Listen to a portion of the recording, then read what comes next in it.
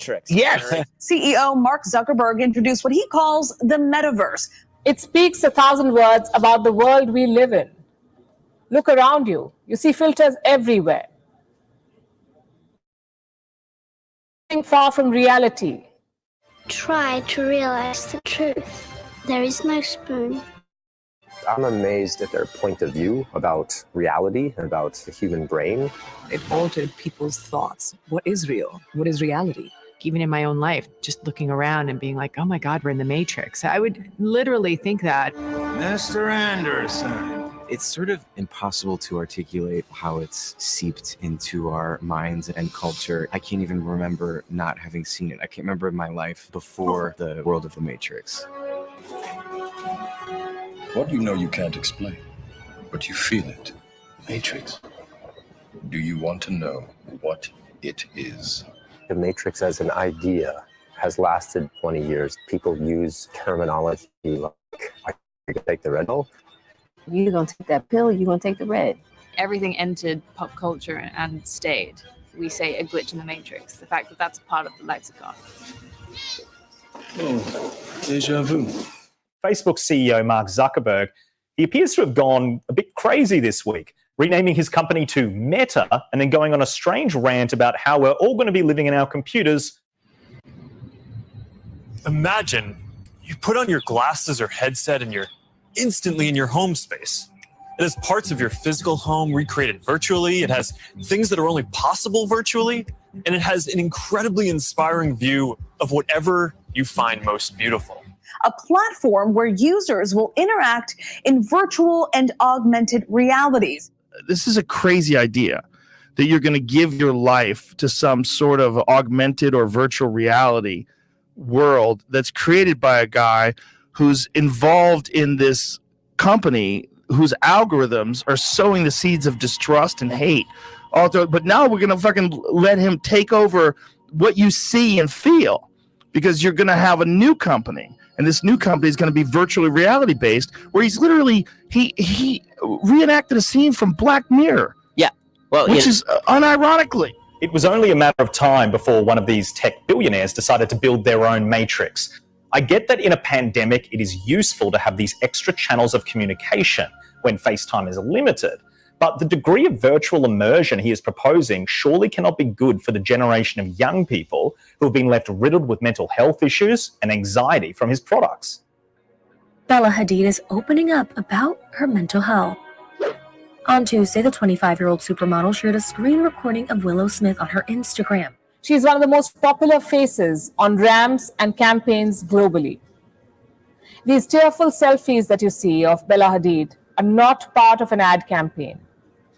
These are a part of her real story, her unfiltered story.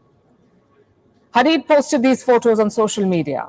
The caption read, "This is pretty much my everyday, every night for a few years now." Bella then got candid about her ongoing battle with anxiety, sharing raw photos of herself crying in her room and hooked up to an IV. And these photos were her way of sending out a message to these 47 million people. She writes, and I'm quoting, "People forget that everyone is basically feeling the same way, lost, confused, not really sure where they are, why they're here." He says the new Meta name will better encompass what they do, which is reaching beyond social media. Meta comes from the Greek word meaning beyond. It is time for us to adopt a new company brand to encompass everything that we do, to reflect who we are and what we hope to build. Starting today, our company is now Meta. Our mission remains the same. It's still about bringing people together. This is something that Mark Zuckerberg has been really interested in and excited about for months, if not years now. But they really are leaning into it over this next few years. And I think this name change is really emblematic of the future of what he wants his company to look like. And this is her, the real her. Social media is not real, she says. This is new. Bella Hadid says it was becoming harder for her to not share her truth with the world. My theory, which is that this is, if Zucker is creating a simulation. There's going to be a moment in time where in that simulation, you will be able to create another simulation.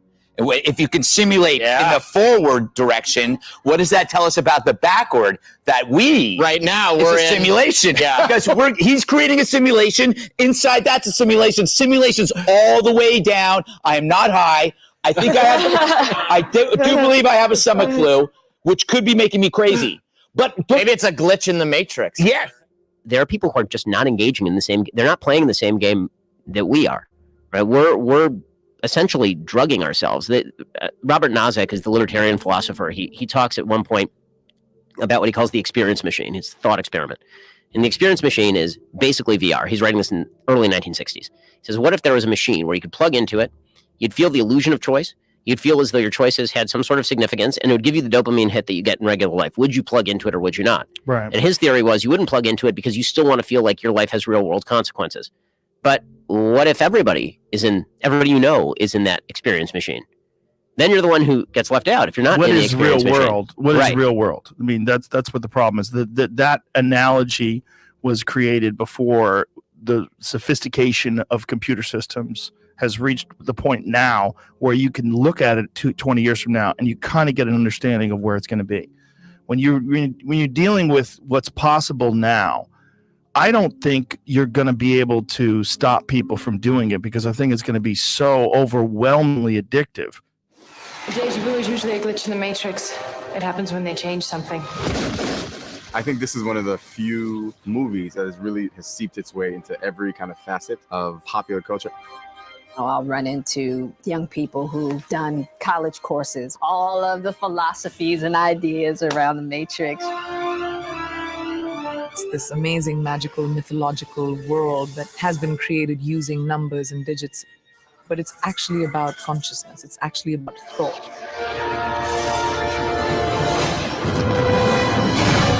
Billions of people just living out their lives. Oblivious. You'll hear the sentences, "The Matrix changed my life." So I say, thank you, changed mine too.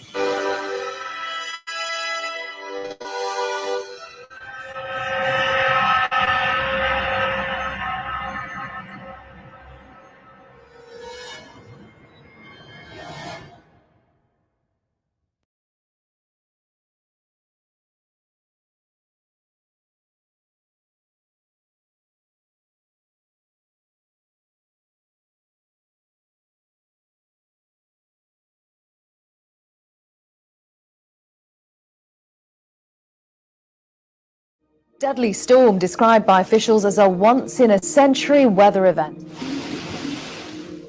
As landslides reshape the geography. Also, we'll be there for the cleanup and the rebuilding after the impacts of these extreme weather events. Okay, gather your family because you can experience a historic event just by looking into the night sky this week. 15 now. This next story sounds like a horror movie, but it's actually real.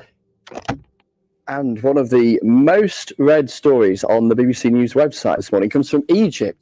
The news may sound like the story of a biblical plague, but it has a modern explanation: climate change. The rains in Aswan have been the heaviest in 7 years. Heavy thunderstorms unleash flooding, mudslides, and scorpions. This is in Egypt. Listen to this. 453 people were stung and 3 people died. 500 people getting stung by scorpions. This happened in Aswan, the largest city in southern Egypt. Egyptians are drawing all sorts of parallels. They're comparing it with biblical plagues. Last week, the city was hit by a fierce storm. There was heavy rain, thunder, and flash floods. It sent the people of Aswan scurrying for dry land from their mud brick houses. Awaiting them at home were some deadly guests. Hundreds, if not thousands, of fat-tailed scorpions with their tails full of toxic venom. They'd been swept from their desert burrows by the rains. They burst into homes through cracks in the walls. But 503 bites in one night is unheard of. That too on a day of incessant pouring. Egypt is a mysterious place. And no, the puzzling pyramids of Giza are not the only reason. What makes Egypt mysterious are also stories like these. A rare sight in the sky tonight, the longest partial lunar eclipse in nearly 600 years. Georgians will be treated to the longest partial lunar eclipse we've seen in about 600 years. If you would like to witness a show in the sky, yeah, it's been hundreds of years since a partial lunar eclipse has lasted as long as this one is scheduled to go. It'll be visible late tonight into tomorrow morning. It's expected to last 3.5 hours. It'll be almost a total eclipse. NASA said it will cover more than 97% of the moon. It's very sciencey and interesting if you're What makes this eclipse so special is it's the longest partial eclipse since the year 1440. But if you're after something a little bit colder, let me quickly take you to Anchorage out there in Alaska in the northwest United States, coming to the end of their Thursday at the moment. Look at the scenes they've had here. Record-breaking snowfall for one day. Some parts of the city in Anchorage saw around 17 inches of snowfall in the space of one day. As sea ice melts and global oceans warm, sea levels are rising, presenting grave threats to small, low-lying island nations and to coastal areas here in the U.S. One example is in the Gulf of Maine. The ocean waters that stretch from Massachusetts to Nova Scotia are one of the fastest warming bodies of salt water on Earth. An atmospheric river event affecting parts of Washington State, Oregon, and British Columbia, Canada.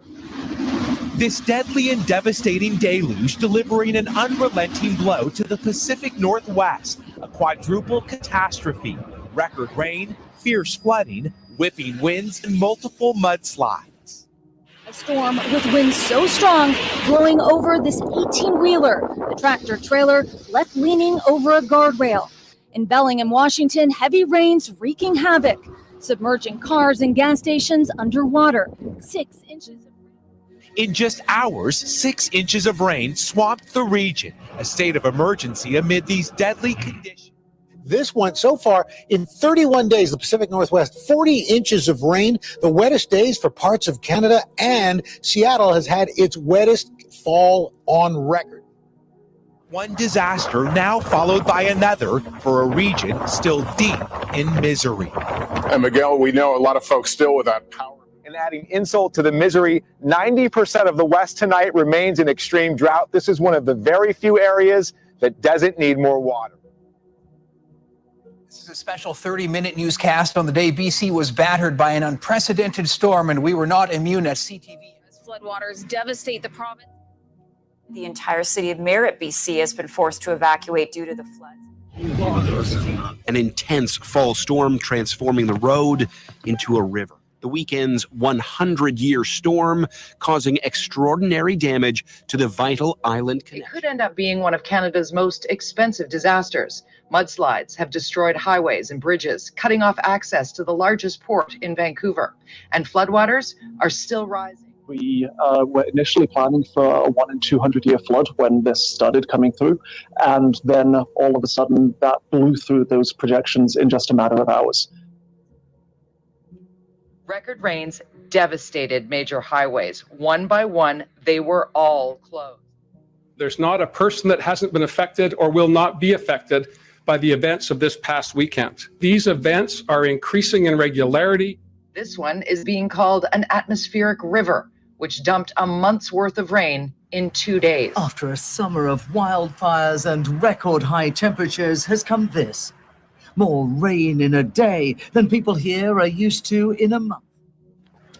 Several creeks burst their banks, washing out roads and flooding property.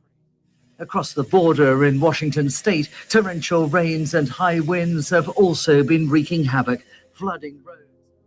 I mean, this summer has just taught us here in Canada, but I think people around the world, that you don't have to go anywhere. Climate change is affecting everyone at home. Of the climate emergency in Canada.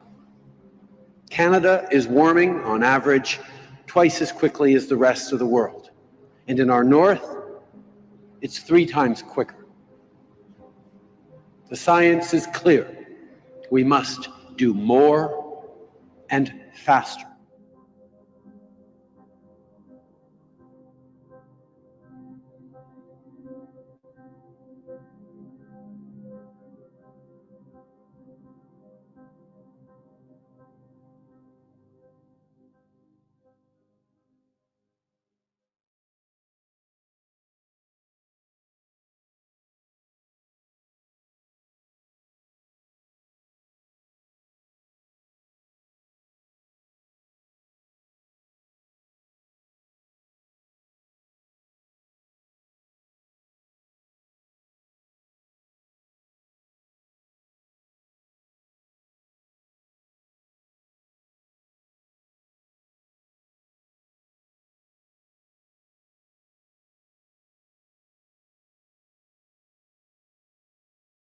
You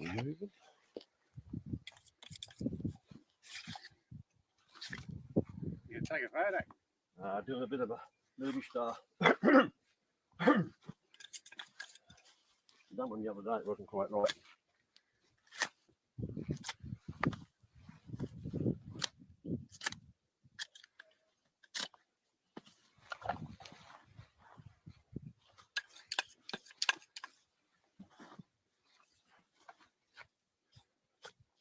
Ooh, not night today.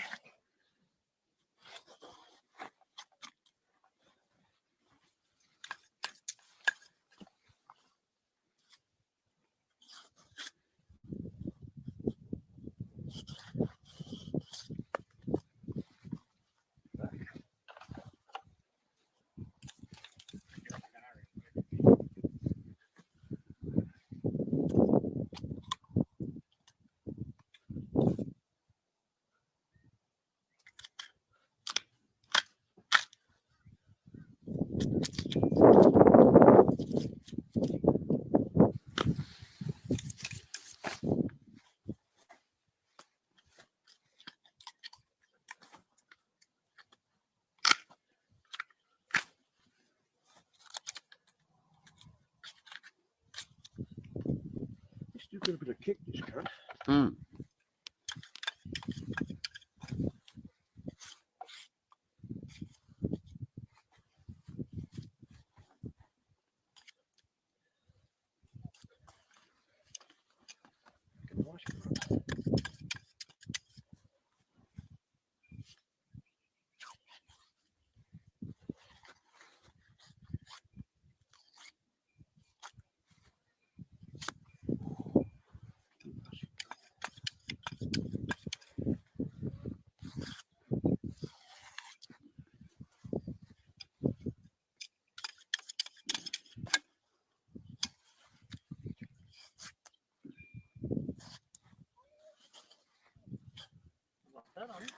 Hey?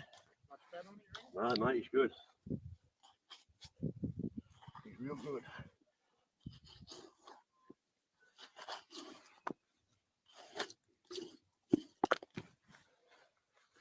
See that other side. Let's go to this side. Yeah. Good beast.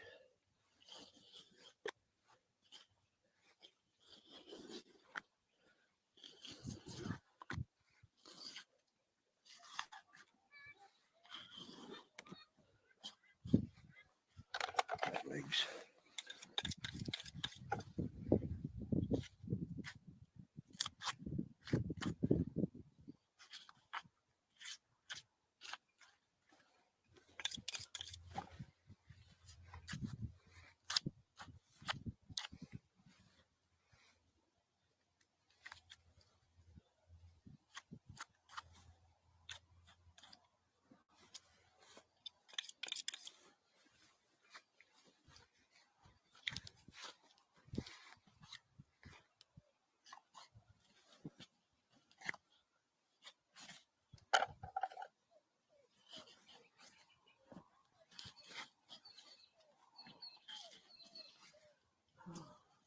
Shit, eh?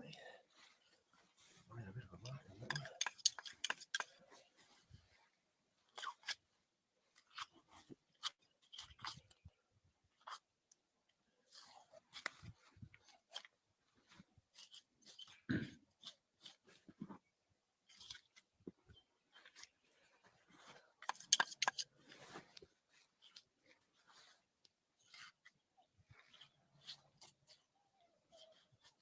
Nice and wide anyway. Nice beast.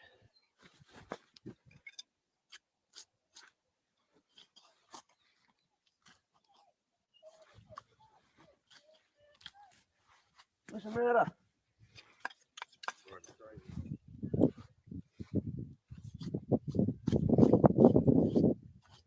Right leg, legs.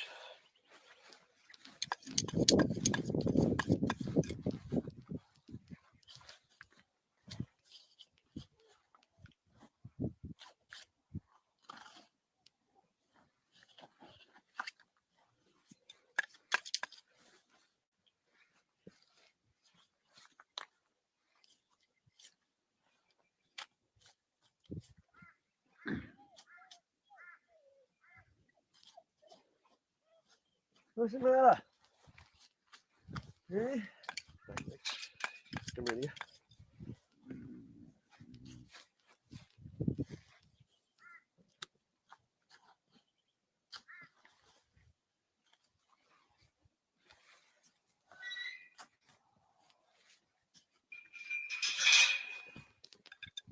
Just stay there for a moment, 1 moment. Stand up, stand up. Get your back. Yeah, stand up so I can see your shirt. Yeah, chill, chill.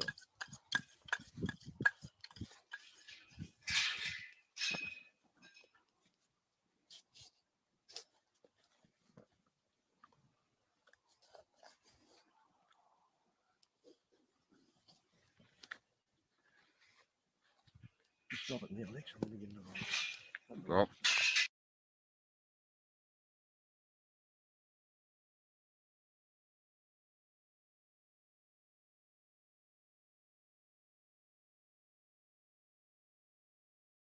Hey? Yep.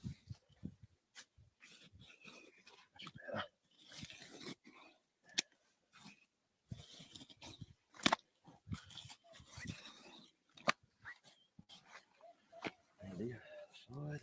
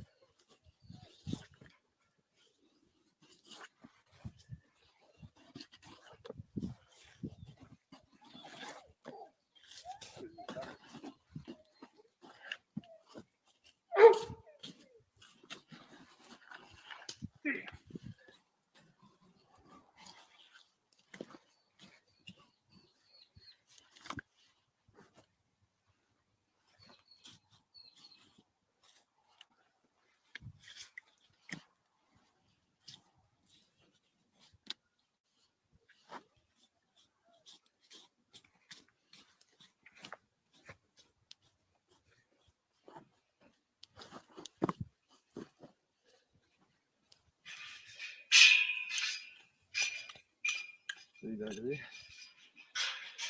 Off the hide. Yeah, got it. Yeah, the hole too. Aye. And the hole. I said, don't put it on the hole.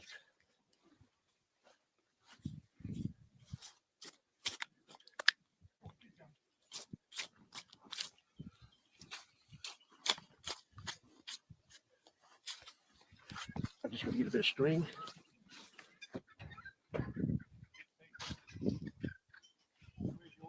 Up to the wither.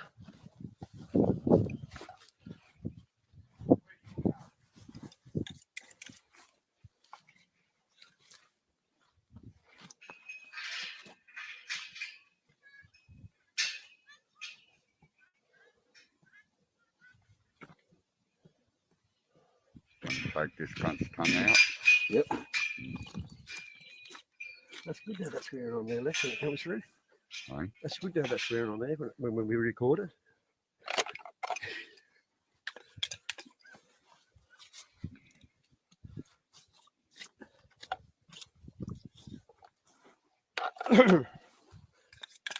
Already.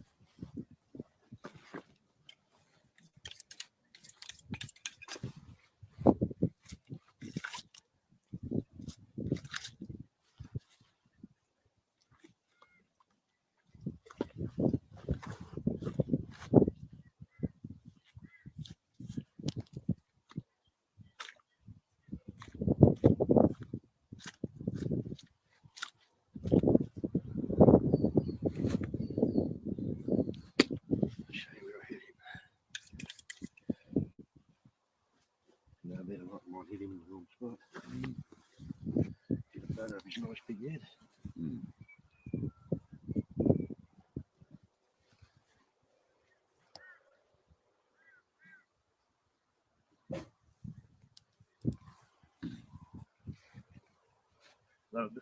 That'll do, Lex. We're going to back up. All right? Yeah.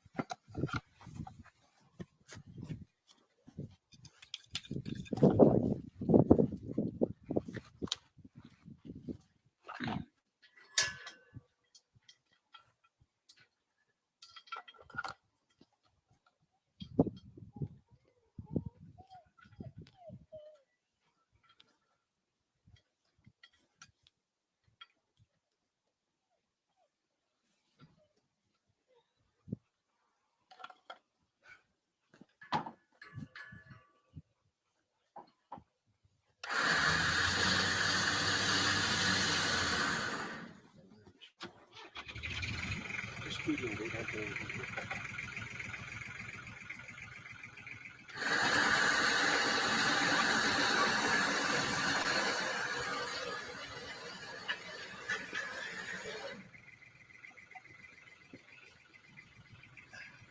didn't get that, did you? What's that? Don't come on this side. Stay there. Come in the back. Down here. Don't take that high, you've got a fucking big hole in it. You know what I mean? Don't take down there.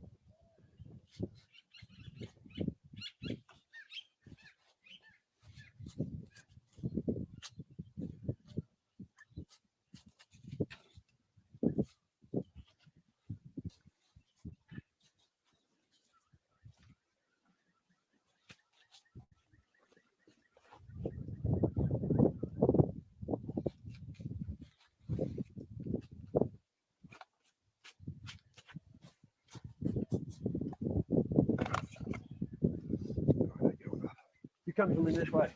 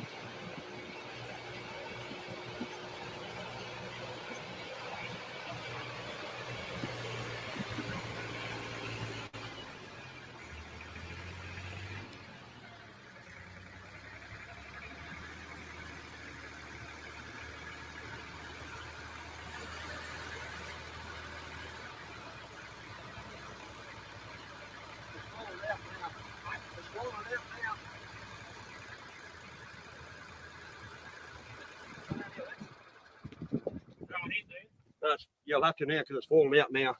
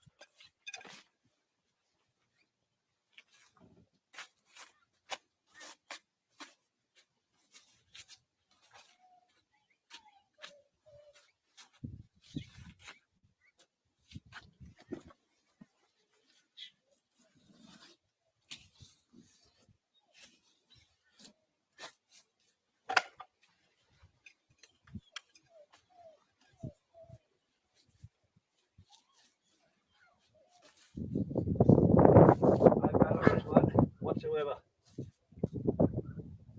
He's as lean as they come. It's so fucking dry. Fucking dry.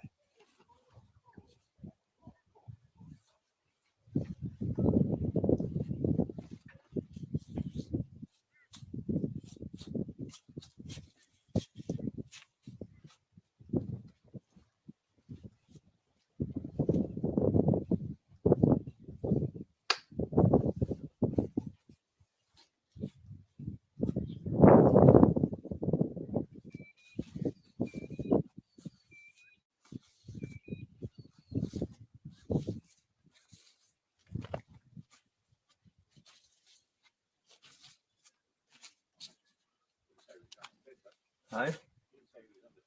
That's for sure. It's bloody dry.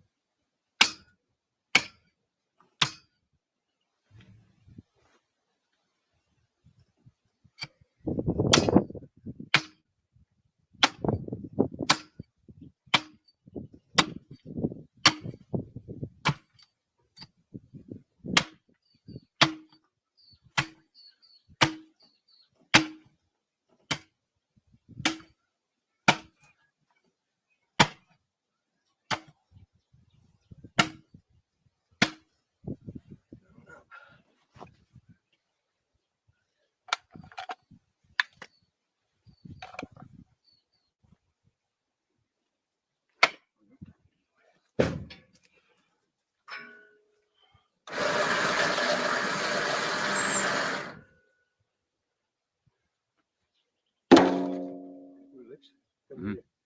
Hang on, you're right. Go around the front, Lex.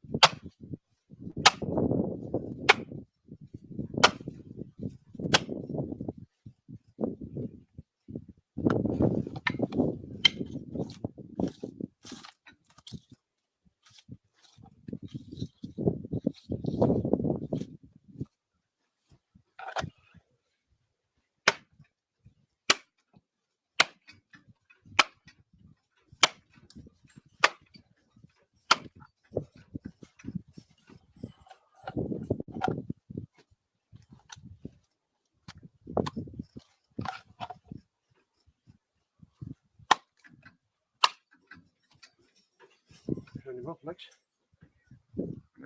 Put this in there first. Looks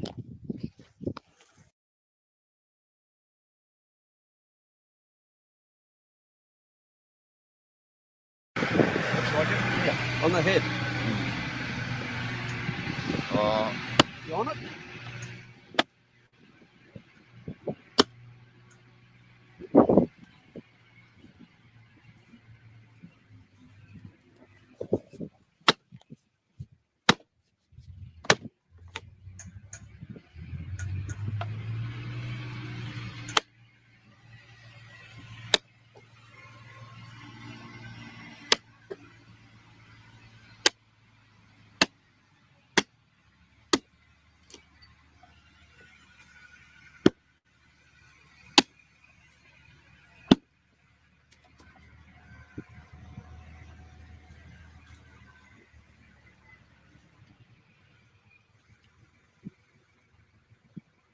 Yeah, I want to show them where it hit.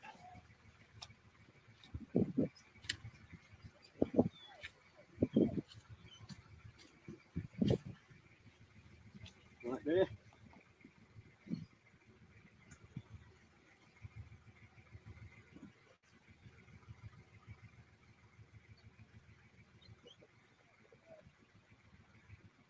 That's it, take it off. Oh, right.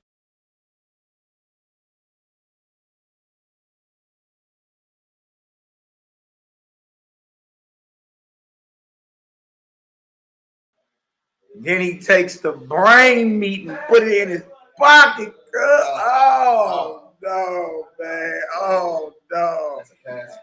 Oh no. That right there was horrendous. That was horrendous. He chopped the head. He took the axe to the head and then pulled the skull back and took the brain meat out that deal. And the video went off good. Man, that's crazy, boy. That's crazy. Hey, tell Ak if you can turn that down a little taste. Hey, shalom, y'all. Shalom. All praise and glory now to the Most High, forever live his anointed beloved Son, honor and humility. Sect of the Nazarenes, Nazarene edition, part 47. Right. They thought we was around the gas by there. No breaks. Dang. My brother Yeshua say easy money.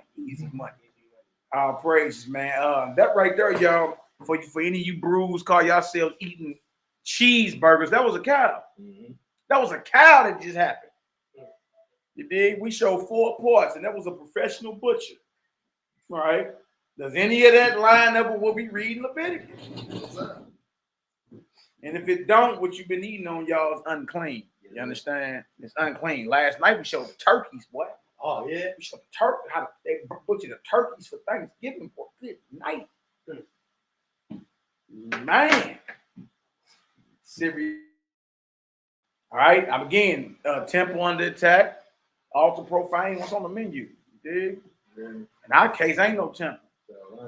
Ain't no altars either. What's on the menu? Genesis 129. How it is. Dang.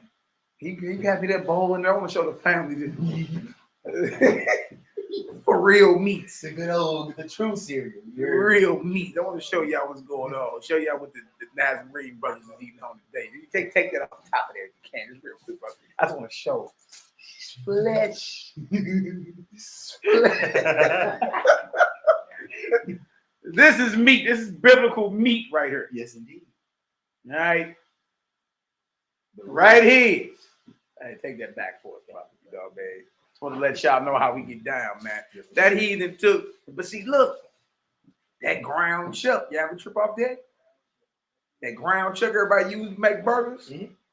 Bruh, it looked like that brain meat he just pulled out that cow, bruh. Yeah. We weren't here talking about all this ground up other parts of the meat, man. Bruh, that's the brain of the cow. That's what it looked like. Hey. Around her eating brains, somebody you eating cheeseburger. Brain burgers. Brain burgers, bruh. Dang. Serious business. How y'all doing in the building today? Bless up, bless up. All praise, glory down to the Most High. Nazarene edition, part 47. Woe into the bloody city, part 2.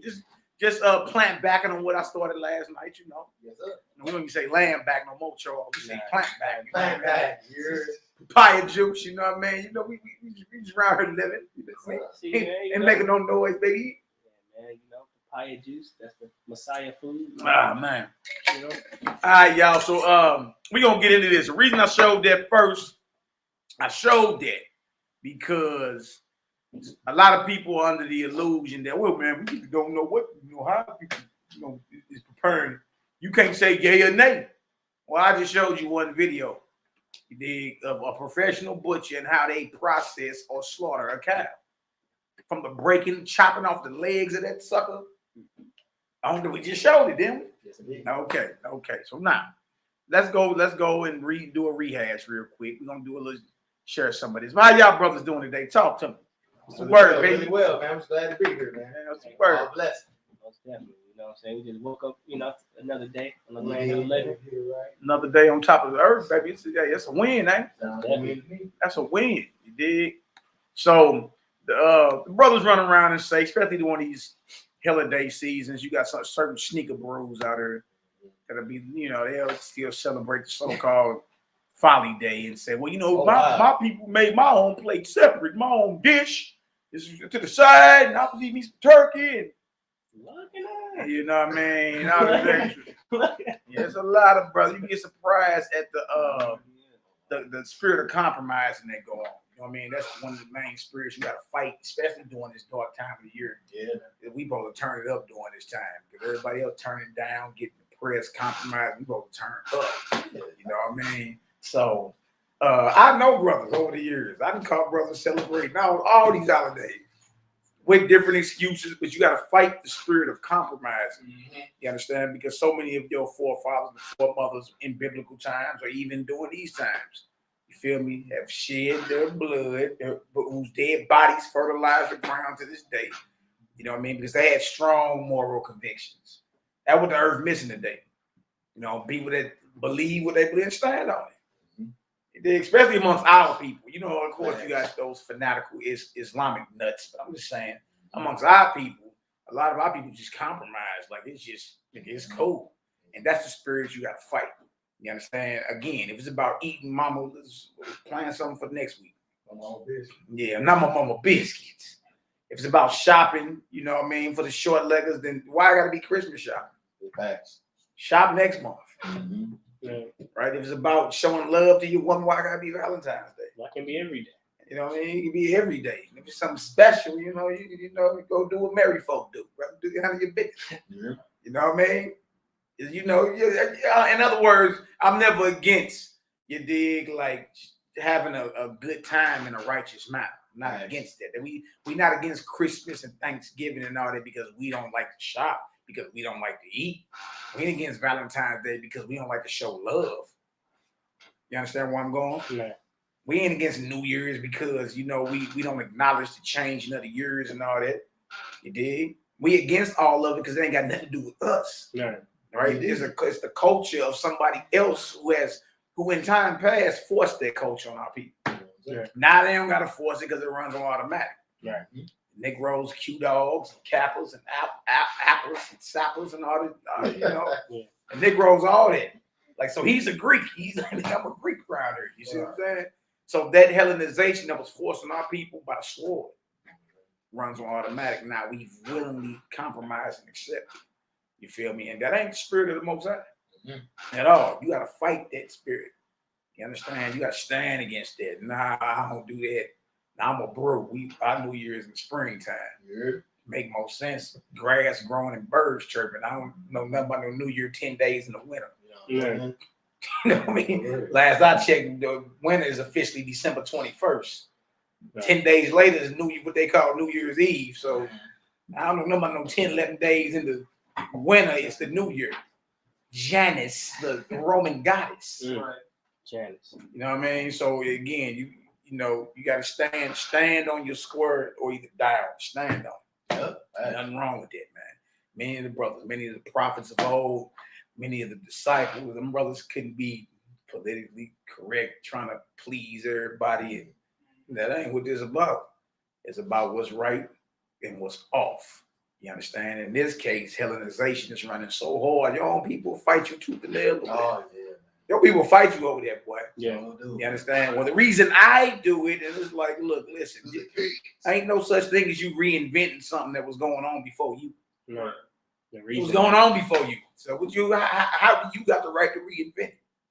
It's like if you come up in my house or whatever, and somebody kill all of my people or whatever, and then they just get spent there, and then they just, you know, years later or whatever. Well, then they make a holiday, you know what I'm saying, and call it Thanksgiving or whatever. And then later on, you celebrate that same thing that they did. It's just like, but you my grandson or something like that. And it's just like, you're a beneficiary of the crime that your grandfather committed. You know, they call that in criminal law accessory to the crime. You're benefiting off of it. You feel me? If I come to your house right now, kill you and put your children in the basement and make them and put them on a chain like a dog and make them eat out of a dog bowl, and then I end up taking control of the house, then I die, and my children inherit this house. You dig? Is that not a crime? You inherited stolen property, Jack. That's just what it is. The true heirs of the property in the basement chained up, eating out the dog bowl. It's just what it is, you know what I mean? And there's nothing wrong with standing up and speaking boldly about the atrocities. You understand? The ugly truth is needed. People need to look in the mirror and see, like, how else you gonna change and get better? Everybody hiding what didn't happen. What you hiding it for? You understand? In order for any one of us to get better, don't we got to look ourselves in the face in the mirror and say, look, you was weak for that one right there. Yeah. I mean, I got to get better. You know what I mean? I got to take that head on and say, yeah, I tripped. I got to right my wrongs. Correct? Exactly. Now, we all got to do that? Yeah.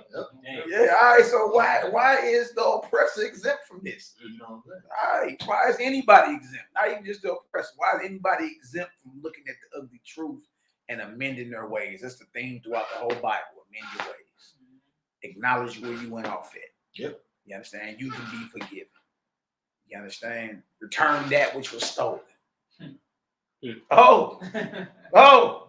When we get talking about stolen property, then stolen. Well, see, that's different. Oh, okay. Well, you wonder why judgment must come in. All right. If you want to stay the judgment of the Most High, well, you gotta right your wrongs. Yeah. Don't you? Yeah. Tell you that Ezekiel, hey, tell the thief, return everything he stole. Thanks. Nah, that's too much. That's too much like right, ain't it? You're like, no, we ain't gonna do that. Can't do that, man. Hey, bro, you know the brother Kevin Strickland, man, spent 43 years right here in St. Louis. Spent 43 years in jail for a crime he didn't commit. Right? They let that brother out last week. He went in jail when he was 20. He's 63 now. Whole life gone, right? Do y'all know these bastards? Look, they exonerated him and everything, right? But they said, oh, it's against the law to financially compensate you. Man, let this man out of jail destroyed this man's life, kept him locked up for 43 years, longer than everybody in this room been alive. And said, "Oh, you walked in. No, you in a wheelchair now, confined to a wheelchair. You walked in jail. You got to roll out. And yeah, we're sorry." That's not justice, bro. That's not. You understand? That you dealing with the Most High. He's about equity and fair balance. You know what I mean? Judgment got to come behind the misbalance, the evil that's been happening. That's just what it is. Dang, I was growing up while Kevin Strickland, bro. Look him up. And this is in St. Louis. This is in St. This is a St. Louis case, 1979. That man was 20 years old, born in 1959. Wrongful imprisonment is not a law. That's what I'm saying. And they ain't even got to pay this man. This man, but I'm saying, you get locked up and they let you out, right? If you can damage some property or something, you got to pay restitution, don't you, Roddy Rob? Yes, indeed. Exactly. So you mean to tell me the state of Missouri don't owe this man no restitution? Woe to the bloody city, bro. You're going to get $80 a day for every single person that's in here. Do that times 365 times 43, and you see how much they made off this man. Huh? And you mean tell me that man, you ain't finna pay this man? Are you serious? Meanwhile, the city of St. Louis, let me show you how crazy this is. The city of St. Louis got awarded $790 million. The Rams lawsuit. Oh, okay. Huh? Hold on. This man get locked up in St. Louis. What's the problem? Y'all got the money in your coffers. That's crazy, y'all, man. That part. Come on, man. It's crazy, bro. So, hey, man, look, focus on what's real, focus on what's right, but never lose the fact. We never should get to the point to where we forget about our forefathers and foremothers, man. You understand? One thing they realized, even if they didn't have the understanding you have today, is, look, we at war. You at war, bro. Make no mistake about it. You at war. You understand? And the whole thing is to dominate you. Yep. How else did Pee Wee Herman put Shaquille O'Neal in the trunk all these years? Took his land, took his woman, gave him his holidays and his God. How else that happened? If a psyop ain't been ran on you, it's witchcraft, bro. It's a psychological operation. You know what I mean? That's just what it is. Dude. So, all right, man, let me share this real quick. The video I just showed was about how, since everybody think they got the right to chew on dead animal flesh, well, that's what I mean, depending on it was properly sacrificed or properly slaughtered according to what we read in the Torah. If you're going by flesh laws, that's what you got to roll by. You claim you go by dietary laws, y'all. Leviticus 17 is part of that dietary law. All right. Now, I showed that for a reason. What we just showed, right? Does it line up with Leviticus? No, sir. It don't line up at all. Not even an inch. Now it ain't even close. It did. He in the open field doing all that. We gonna see open field in her, right? And that was the animal that Bruce claimed to eat cheese. That cheeseburger. Give me that hamburger on that pizza, boy. And bro, them brains that he took out look like that ground chuck everybody be eating on. Talking about they making burgers or hamburger helper. He cut that head clean off, split the skull, bro, pulled it back and grabbed the brains out. Put it, and bro, but it looked like the hamburger meat everybody used to make the burgers, and make the hamburger helper, and the sloppy Joe. Don't forget about the sloppy Joe, Roddy Rod. Oh man, bro. Don't forget about sloppy Joe, Derek, huh? Oh man, that brain burger. It always looked like it though. It do when you look back at it. It look like brain meat. They got you thinking it's just some ground up, Nah, bro, that's the brain. You eating brain burgers. Zombie for real. Come on, bro. Hey, you had showed something about the metaverse the other day, right? Mm-hmm. So everything has been like if you go on Messenger, when these first pop up, it say sponsored basically by Meta. Mm-hmm. And then when you go I went on WhatsApp today and it said sponsored by Meta. Like that's all it had said. Like, wow. Everything is like Meta, man. Everything is switching right in front. That's why I was telling you, that's why Mark Zuckerberg trying to get he got his foot in the door. He trying to be basically get started. You know, have all the businesses run through him. Who's that dude? Yeah, Zuckerberg. Oh, okay, Mark Zuckerberg. That's why he changed the Facebook name to Meta. He showed trying not that long ago. But he tried to pull a power move with the money not that long ago. That made him sit down behind it though. But he tried to make it to where he had his own money. You know, man, it's 2 billion people, 3 billion people use Facebook. If you want to buy any products off their advertising, you got to use Mark Zuckerberg on coin, on money to buy it. Bro, that was about to topple the economy out of it. Because there's 3 billion people around the world on Facebook and Instagram. And to buy anything on Facebook and Instagram, you had to use Zuckerberg bucks. Zuckerbucks. Yeah, Zuckerbucks. Bro, them SEC, boy, you could sit. A Security and Exchange Commission came out. That boy, you gonna sit down somewhere? Hey, you're ready to chill out now. You know what I mean? Boy, we will banish you. Clone you. And pay them after that. Man, boy, you don't sit down somewhere with all that madness, boy. Man, crazy, bro. So look, we about to read this. If any of y'all got the Leviticus pulled up, let's start in Leviticus 17. All right, let's start there. All right, Leviticus 17. We're gonna read 1 through 7. Of course, we're gonna do verse 13. And ask yourself, is what we just read with what we just saw, does it line up? All right. I ran into a brother and he was like, well, you know, Messiah died, so everybody sees now that the Messiah died. So I said, okay, so you're saying you do have the right to eat things that are not properly slaughtered and offered to devils. You do have the right, because he died, you got the right to eat things that are offered to devils. Because it wasn't slaughtered according to the Torah laws. You wasn't processed or prepared right. You said, oh, well, I pray over my food. I said, bro, they've been praying since Genesis. Yeah, bro. Most High always had a problem with us not separating what's holy from profane. So you claiming you pray. Look, we tell people that eat pork, you can't pray over pork. Yeah, don't we? So that's the thing. Like, it's all sounded like contradictory. You know what I'm saying? Like, you come against the Christianity, but you follow that ideology. Like, you can, because the Messiah died, I can eat whatever I want. That's basically what you're saying. That's like, what you're saying. Even you just don't want to say you eat pork and all that type of stuff because you can see it in the law or whatever. Yeah. But like, I'm just saying, like, ever since the start of it, man. You know what I'm saying? I've been saying it because I've been seeing it. I'm like, boy, like, you know what I'm saying? I'm like, y'all keep saying, like, not even just the flesh, but like, you know what I'm saying? Paul and everything. I'm like, God, that's what y'all doing the same things they do. Yeah, no. It's crazy. It's like, it's crazy how these Christianity.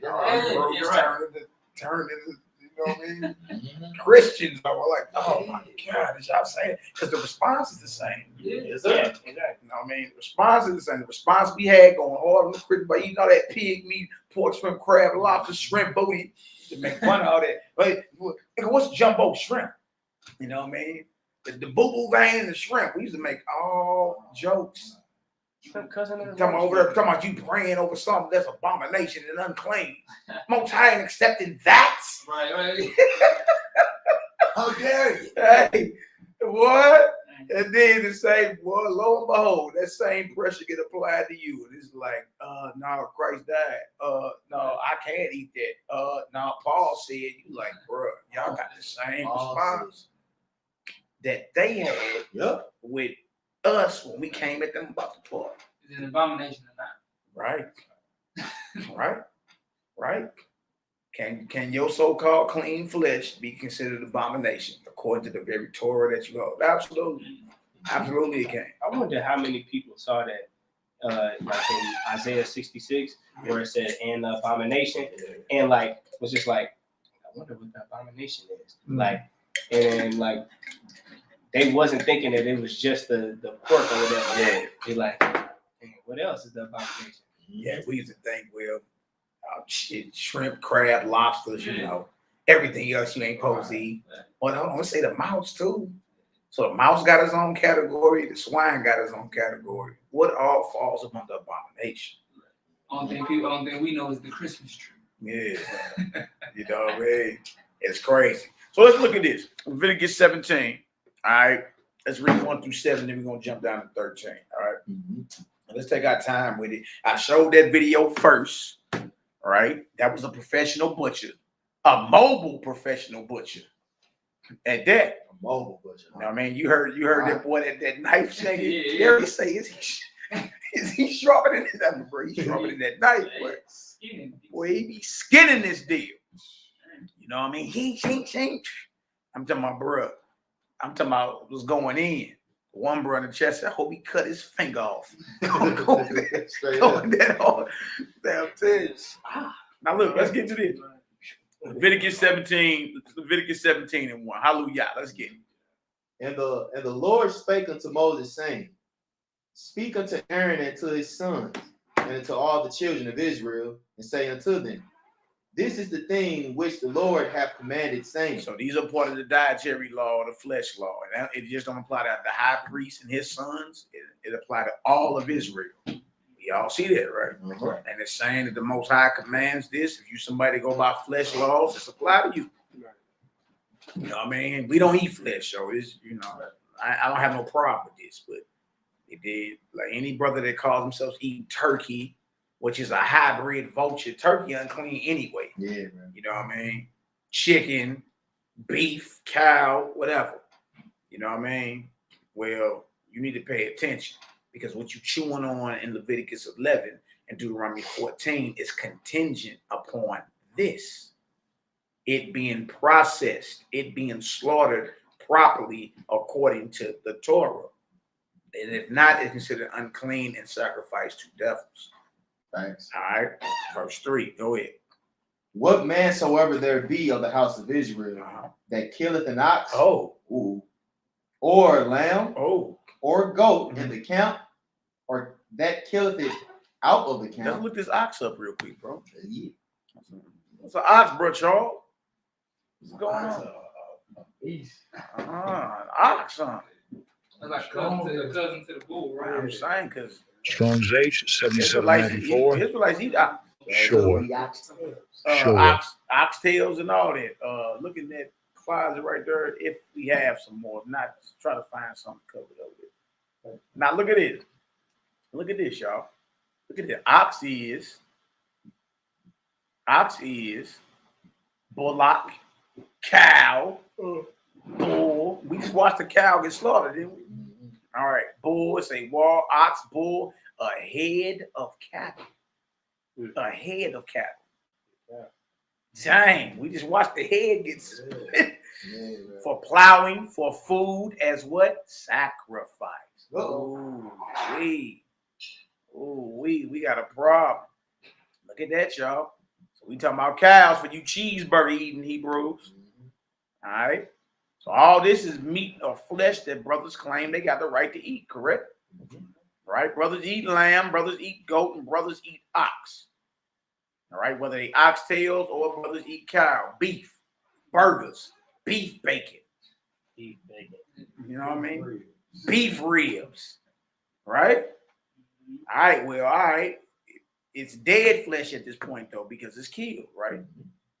All right, in the camp where Israel, amongst Israel, where Israel is camping at, because all this went down in the wilderness, or out of the camp, outside of where we at. All right. Verse 4, go ahead. And bringeth it not. Grant it door for me. That's what it is. And bringeth it not unto the door of the tabernacle of the congregation to offer an offering unto the Lord before the tabernacle of the Lord. Blood shall be imputed it unto that man. He hath shed blood, and that man shall be cut off from among his people. Now, notice that. Now.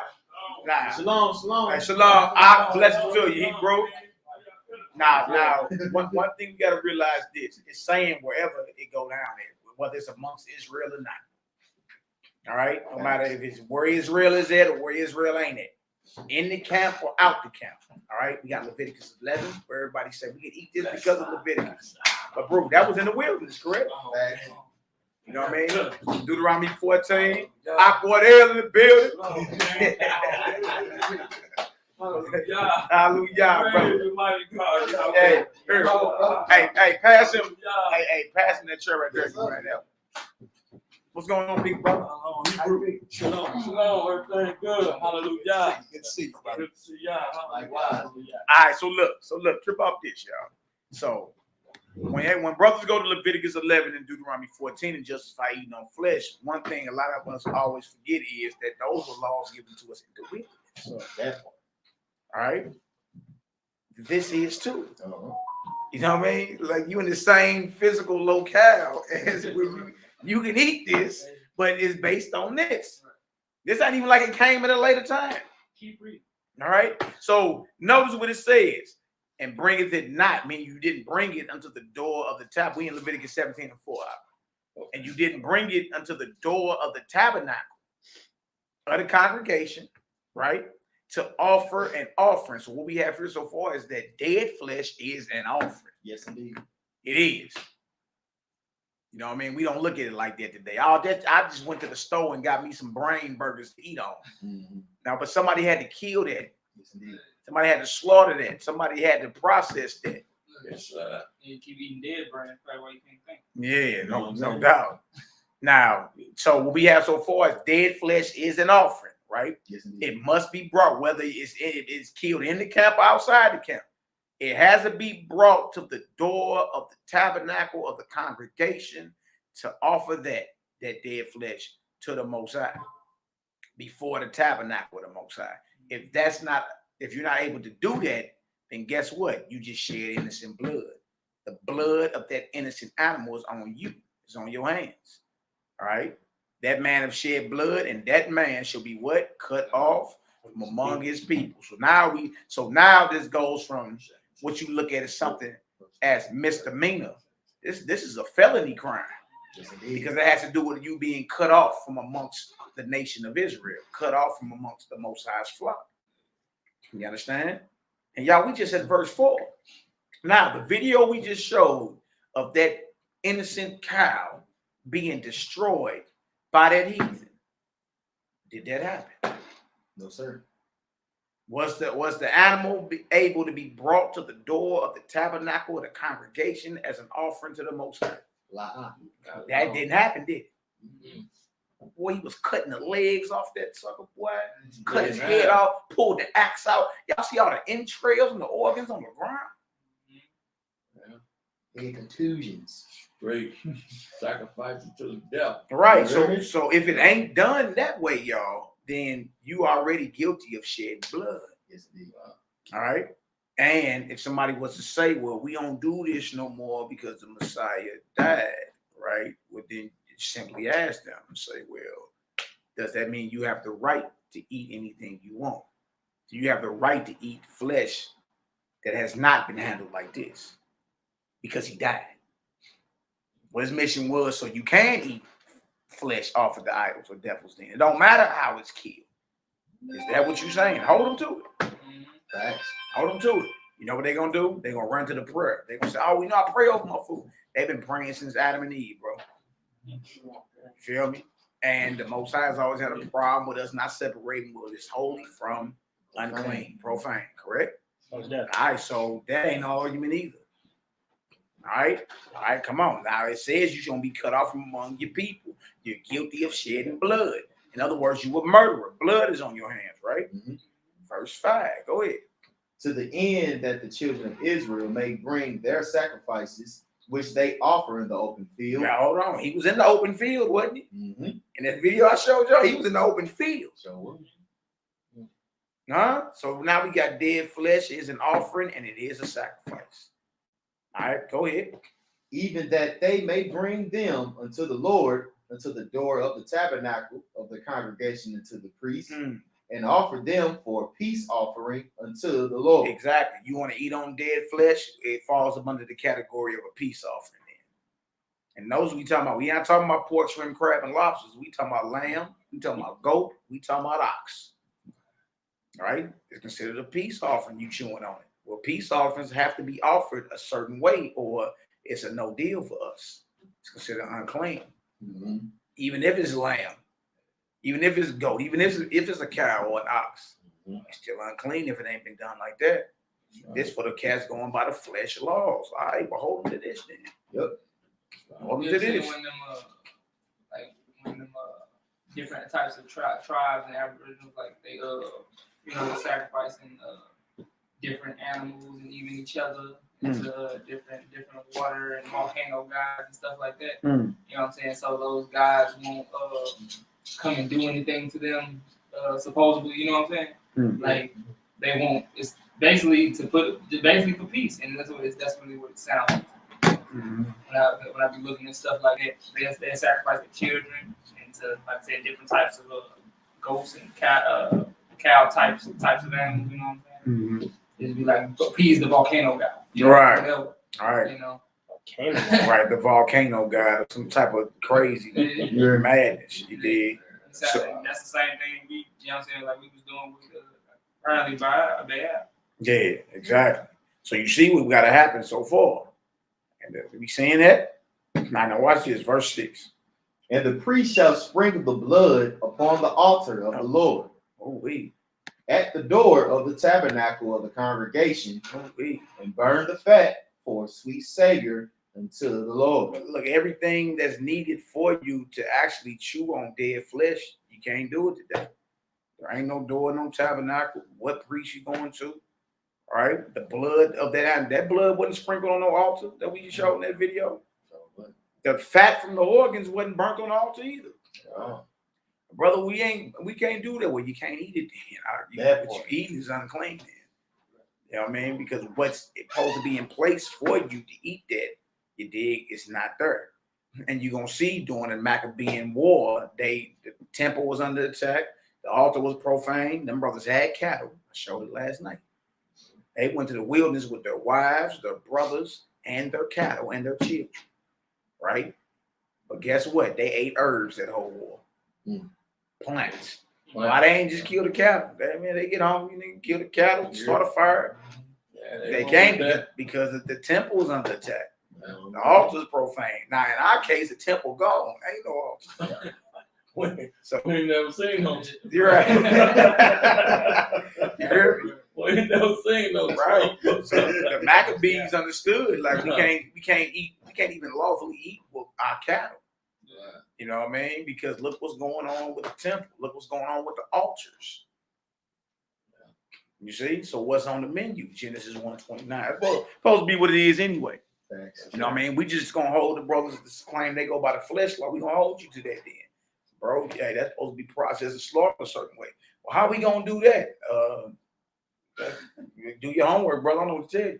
I'll make you a makeshift altar, put you on the F5 and you know what I mean, make you a linen garment. I don't know what to tell you. Still gotta be a priest. Right. Figure it out, brother. Right. Go find you a Levite. Some of y'all say y'all know who Levites is. Go get it. Go look at the 12 tribe chart. Go find you a Haitian nigga. Yeah, you know. Go over in Africa somewhere. Find Levi. Say, hey, man, I need you to form this ritual for me. But that's too much like right, ain't it? But it's too much like right? Nah, you rather just go to the store and fire up that barbecue grill and but bro, that's not the process. You dig? Well, man, ain't no more offerings to Messiah. That's all you saying. There are no more meats offered to idols because the Messiah died. Can't be, because the order went out after he died. Abstain from meats offered to idols. Right. There wasn't nothing around but a Torah and prophets then. So what was he talking about? This is what we read. And then it wouldn't make sense that, like, he said abstain from meat sacrificed to idols, and you'd be like, well, I can just pray over my food. And it's just like, then there is no meat sacrificed to idols, because as soon as even if it is sacrificed to idol, I pray over it and I turn it into clean meat. No, dog, it don't work like that. It don't work like that. You can't bring something clean out of that which is unclean. Who has? I tell you in the book of Job. No, not one.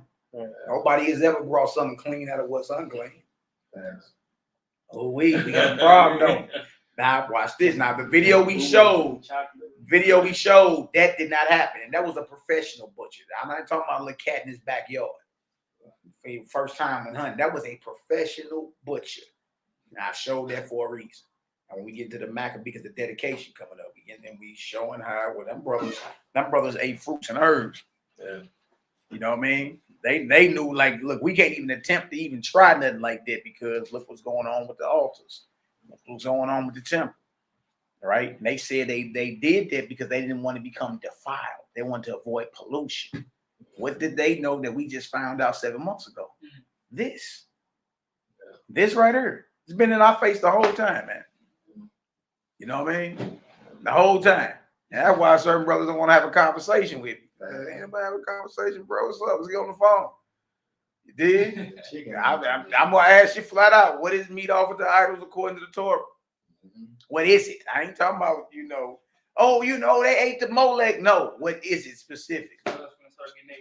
Show me what it is. You know what I mean? And once we get down to it, you're going to see. Dang. Now watch this, verse 7. What it say? And they shall no more offer their sacrifices unto devils. Unto who? Devils. Devils with an S. Devils, demons, idols. Dead flesh is a sacrifice. It's an offering, right?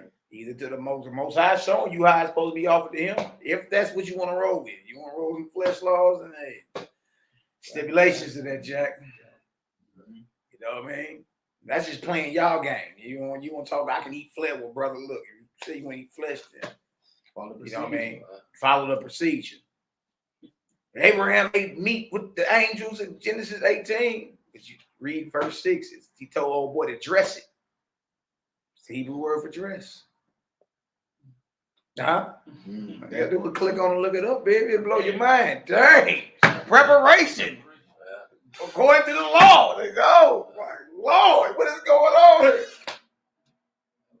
Isaac ate the venison and evil. He told Esau go make that. What's the word for make? Same word for dress. Genesis 8. Dang. Which means they had knowledge of this. You know what I'm saying? These men knew the law of the Most High before Moses wrote it down. Yeah, this is hard. Huh? Yeah. So where else you going now? Where else you gonna go? Because that's what you're hanging on to. You assume Abraham ate some meat with some angels before the destruction of Sodom and Gomorrah. And you want to realize, I check angels' food is manna. But if you want to roll with that, let's get to verse 6 and it'll show you that he told him to prepare it according to the law. Dress it. Make it right. No, wait, we got a problem. No. All you gotta do is hang on, man. You did like, hey, the Most High reveal more and more. He just keep dropping. You be like, dang, dude, that's crazy. Cats really think they got a point there. Thank you, Father. Bang him down. Bang him down the script. Look at that. And it's crazy though, because how this was structured together was to meet an agenda. Yet the Most High still killed you on all sides. Yes. Yeah, bags you down. You know what I'm saying? Bags you down. Showing us. So what the verse 7 say, bro? And they shall no more offer their sacrifice unto devils, after whom they have gone a whoring. This shall be a statute forever unto them throughout their generations. Well, if you claim you Israel, that means even unto the day, throughout their generations. This has to be done like this. If you call yourself chewing on the dead flesh of animals. All right, you see that so far? Yes, all right, we got a priest, blood on the altar, fat to be burnt, door of tabernacle, not done like that. You guilty of shedding blood and you will be cut off. So it's just like this too. And if it's not done like that, it's two devils. Go ahead, bro. So it's just like with fringes, right? In the script, it tell you that you gotta have your fringes throughout the generations. So it's like on your garments. On your garments. So you'll go hard about that. You know what I'm saying? Even though most people don't really be making their fringes, they be buying them offline or whatever. And they're not wearing garments. A garment is not no Calvin Klein t-shirt. Exactly. It's a garment. It's how we use a dress with robes on it. You know what I mean? That's a garment. A garment is not a hoodie. I mean, I ain't against no brothers that wear whatever. You know what I mean? Garment is not Levi jeans and you put your zeets from the belt loop. Your zeets, your tassels. You know what I mean? I mean, brother rock that. That's what's up. I'm saying, like, you want to be, all right, we're going to hold ourselves to that. That's talking about garments. Yeah. All right? And it's talking about you making your fringes. Yeah. You see what I'm saying? And that ain't the case. Most of these brothers don't. You order that off Etsy. Right. Yeah, Etsy, bro. That's the exact one. Order right off Etsy. That's the exact one, bro. You know what I mean? You got that on a t-shirt. T-shirt not a garment. Right. I do is click on it. It'll tell you garment. Click on the word garment. You go, okay. You know what I mean? That's not your You know what I mean? Your Adidas hoodie you got on. That's not a garment.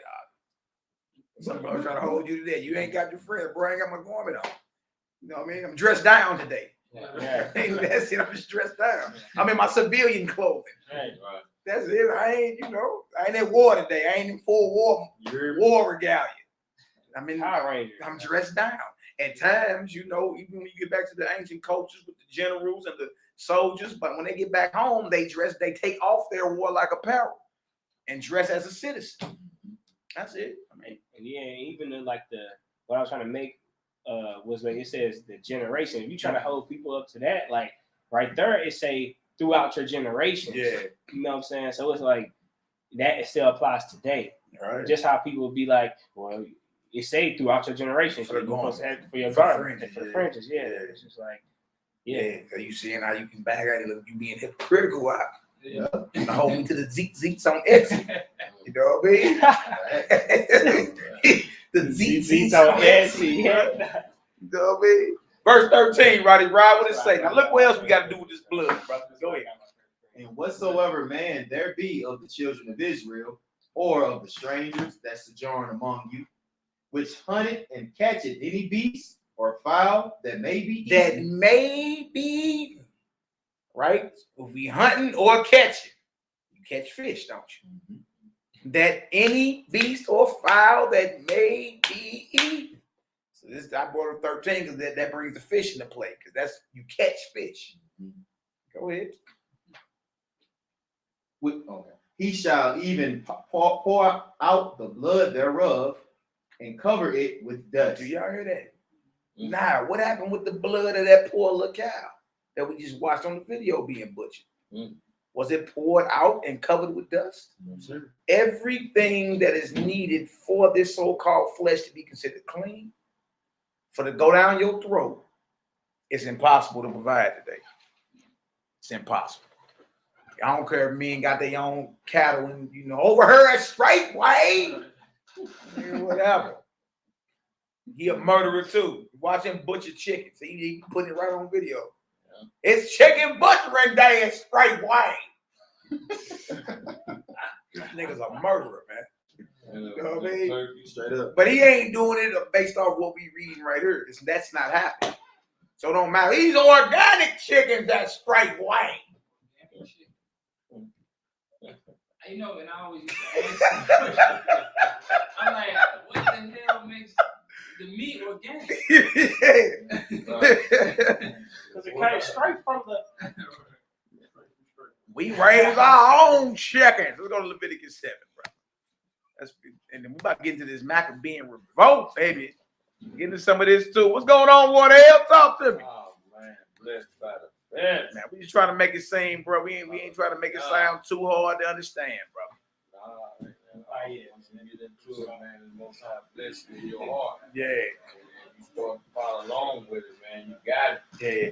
Start making sense. The Most High was blessing me with the understanding. Yeah. You started. You've been out the flesh about 3 years now. Yes, sir. Yeah, you've been continuous. Yeah. 3 years. You're feeling good, aren't you? Blessed, man. Blessed by the best, man. That's a blessing, man. And then to hold that, you know what I'm saying? And then the people that's around you wearing off on them, you know what I'm saying? Yeah. So, I'm living with my sister now, right? Okay. She everything. Okay. So now, what it's doing, my way of living is starting to wear on. Rub off. You know what I'm saying? It's starting to wear on. And then I'll be reading the word, watching the video in front of it too. Okay. So I purposely let her hear Mally saying, oh, she heard that one video where they had them turkeys. Where they were killing, they cut the turkey legs off. Yeah, yesterday. They go around there and they strip the turkey of all the feathers. Yeah. I said, look, Tony, this all these feathers, they've been stripped.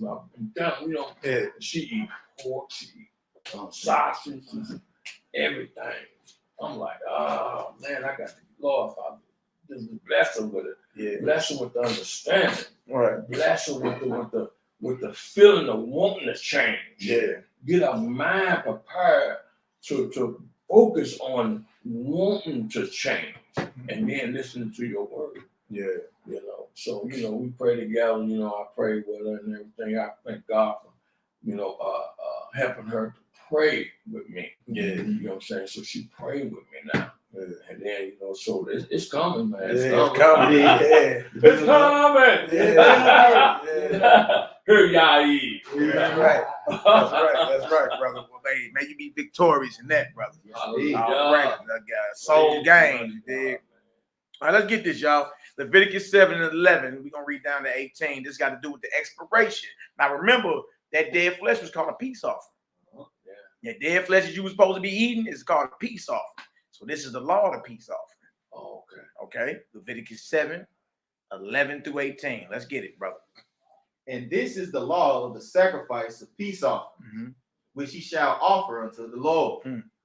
If he offer it for thanksgiving, then he shall offer with the sacrifice of thanksgiving unleavened cakes mingled with oil, unleavened wafers anointed with oil, and cakes mingled with oil of fine flour fried. Yeah, this is not talking about the holiday that just passed, y'all. You know what I mean? This is a peace offering that we just read about over in Leviticus, the 17th chapter, that must be handled and processed and slaughtered a certain way, or is considered bloodshed and it's considered murder, and you shall be cut off. All right. That's why we went to Leviticus 17 first, to show that's the process that has to go down. The blood got to be put on the altar by the priest. The fat got to be taken off the organs and burnt on the altar. Right? It got to be brought to the doorway of the tabernacle by you, whether it was killed in the camp or out the camp. And if that's not happening, guess what? You shall be cut off. You feel me? So this ain't talking about the holiday that just passed a couple of days ago that men were sneaking around doing. This is a certain type of a peace offering called a Thanksgiving. You basically thanking the Most High. Some foods you finna go eat, right? It's called a Thanksgiving offering. All right, go ahead. Besides the cakes, he shall offer for his offering leavened bread with the sacrifice of thanksgiving of his peace offering. Go ahead. And of it he shall offer one out of the whole oblation for a heave offering unto the Lord.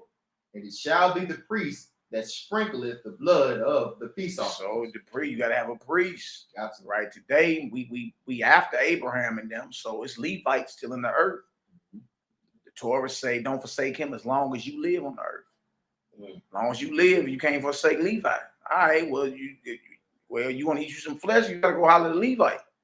He gotta sprinkle some blood, don't he? Gotta sprinkle. You over talking about you eating flesh and keeping dietary law, but the priest gotta sprinkle the blood. Go find you a Levite.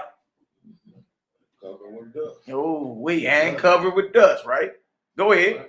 And the flesh of the sacrifice of his peace offering for thanksgiving shall be eaten the same day that it is offered. And it shall be eaten the same day that it is offered. Same day it's killed. They must be eaten that day. Boy, them turkeys and chickens and all that, boy, them weeks old. Yeah. Let alone that stuff come out your deep freezer. Boy, that's almost a year old. No, with that dead flesh, you got to be eaten that day. Go ahead.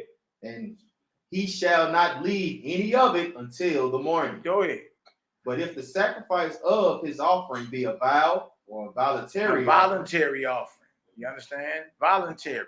Some you hungry, want to go eat. All right, well, that's what it is. You know what I mean? You know what I mean? The volunteer, don't you? It's basically free will. Just like, this is what I want to do. I'm in the mood to offer up today. All right, go ahead. It shall be eaten the same day that he offered his sacrifice. Look at that. Go ahead. And on the morrow also, the remainder of it shall be eaten. So the voluntary offering can be eaten on day 2. Right? Same day as killed or the next day after that. It can be eaten. Go ahead. But the remainder of the flesh of the sacrifice on the 3rd day shall be burnt with fire. Flesh older than 2 days old is supposed to be burnt. All right. It's all bruised. I heard with deep freezers full of meat, man. Yeah. The flesh been dead years, months. You know what I mean? So it's supposed to be what? Burnt with fire. If it's older than 2 days old, if it's dead 2 days, it's supposed to be burnt with fire. Yes, indeed. All right, go ahead. And if any of the flesh of the sacrifice of his peace offerings be eaten at all on the third No, day, it's going about the eating, because some people say, well, I ain't kill it, but you ate it though. Huh? But you ate it though. All right, go ahead. it shall not be accepted. Neither shall it be imputed unto him that offered it. It shall be an abomination. It shall be what? An abomination. Flesh dead longer than 2 days, y'all, that you eating on is abomination. And the peace offerings wasn't never pork, shrimp, crab, and lobsters. It was lamb, it was goat, it was cow, or ox, you know what I mean? Fish, whatever, hunted or caught. Yeah, you see that? So yeah, the flesh that brothers eat on can fall under the category of abomination if it is not done properly. You know what I mean? I just put some up. All right, it shall be abomination. Go ahead. And the soul that eateth of it shall bear his iniquity. It's sinful. And we read about brothers being cut off too. See that? Yeah.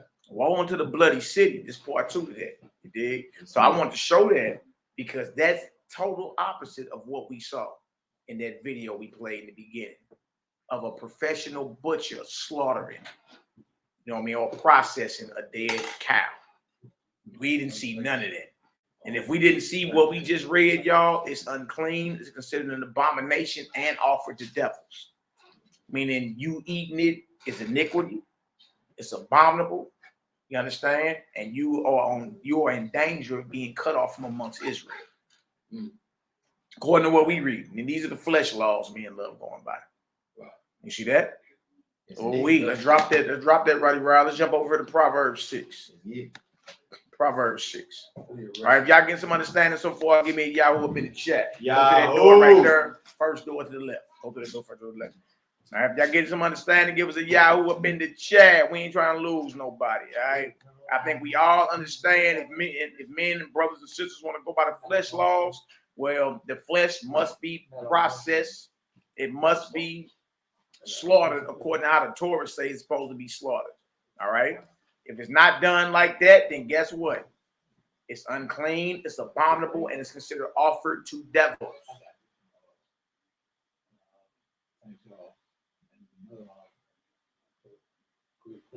All right, we got some Yahoos going. All praises, all praises. All right, let's go into it. We read abomination, right? Woe unto the bloody city.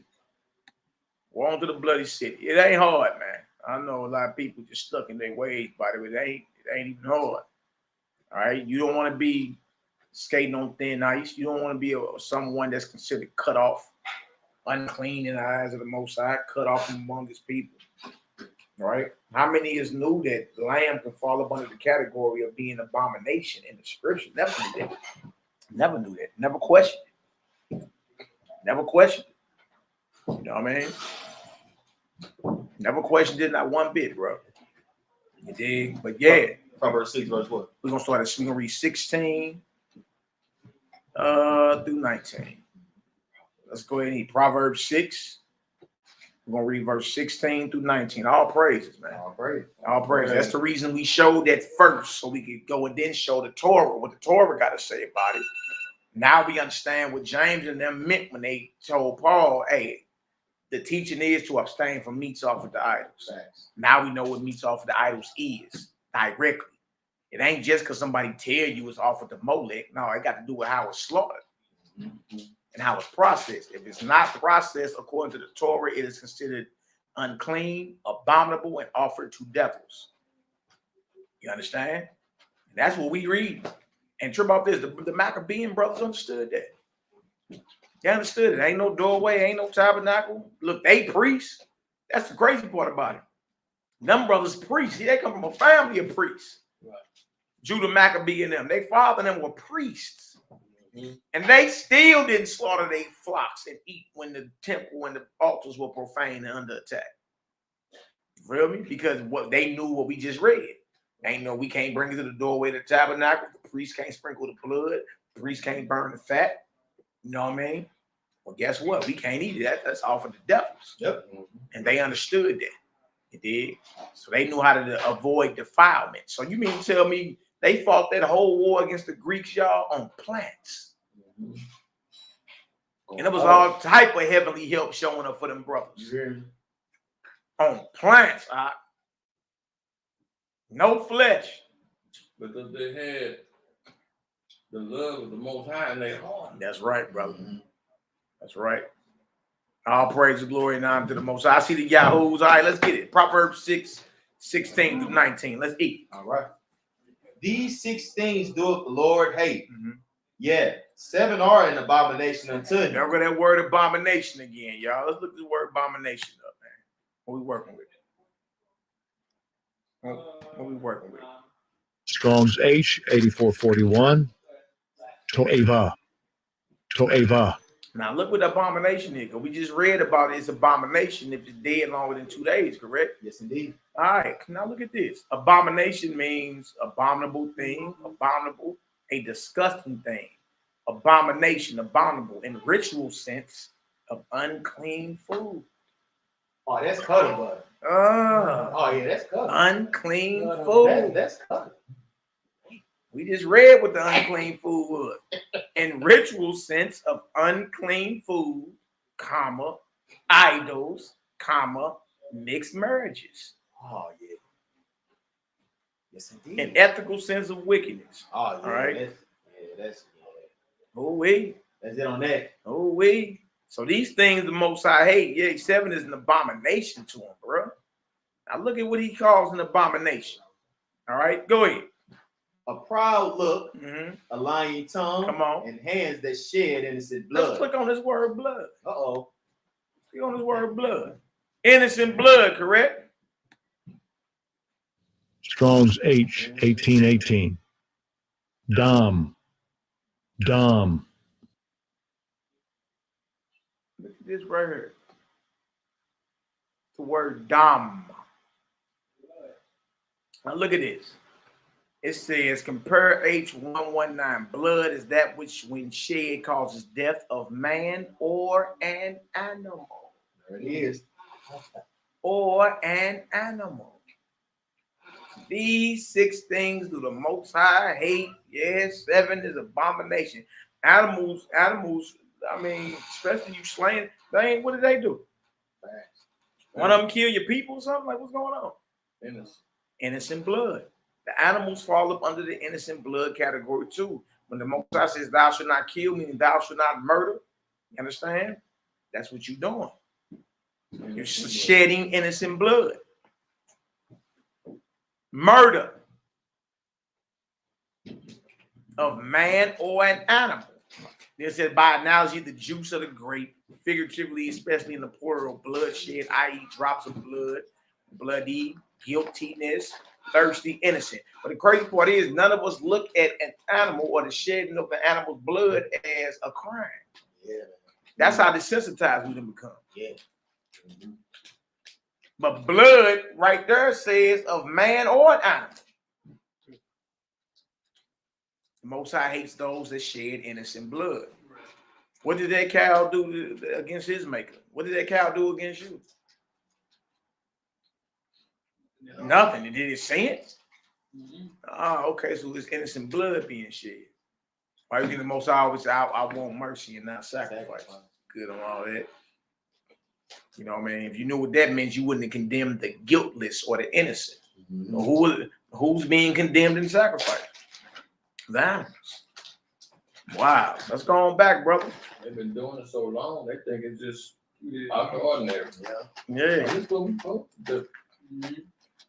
So it says a proud look, a lying tongue, and hands that shed innocent blood. We now know that innocent blood also has to do with animal blood, correct? Correct. If y'all understand that, give me your 4 up in the chat. Oh. All praise. All right, go ahead, And a heart that devises wicked imagination. Wow. Think about your mind, how sadistic you got to be in mind. Like, I'm about to dissect and gut this whole cow. I'm about to pull out the entrails. See what they were doing with the turkeys. Boy, they was going up the turkey's rear end, boy. So I can taste it. So I can chew on his dead flesh. Bro, it was crazy. That turkey video I showed last night, bro, everybody was there like, good night, boy. That is crazy. They got to go through all that just so you can eat.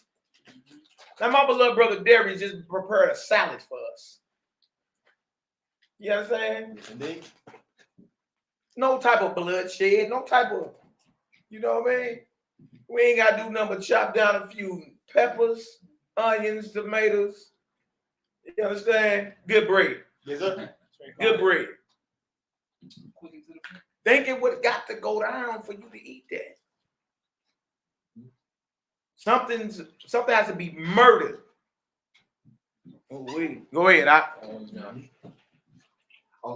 A false witness, and the feet that be swift in running to mischief. A false witness that speaketh lies, and him that soweth discord among brethren. Absolutely. I wanted to show that real quick. All right, let's jump over here. Let's go to Isaiah, the 1st chapter. Woe unto the bloody city. This part 2. Woe unto the bloody city. All right, I do want to get into some of this Maccabees too, man, because man, it's a beautiful thing. Now we have an actual example of brothers that understood if it's all gone bad, we can't touch it anyway. See that? If it's all gone bad, we can't touch it. We're going to do Isaiah 11. Y'all already know. We're going to start around 10. 10 and read on. Yeah. Isaiah 11, we're going to start around. It's Isaiah 1. Yep. And we're going to start around verse 10 and read down through 19. All right. All praises, all glory, all honor to the Most High. All right. That video was horrendous, though. Horrendous. Son, you got it. Come on, let's eat. Let's get her done.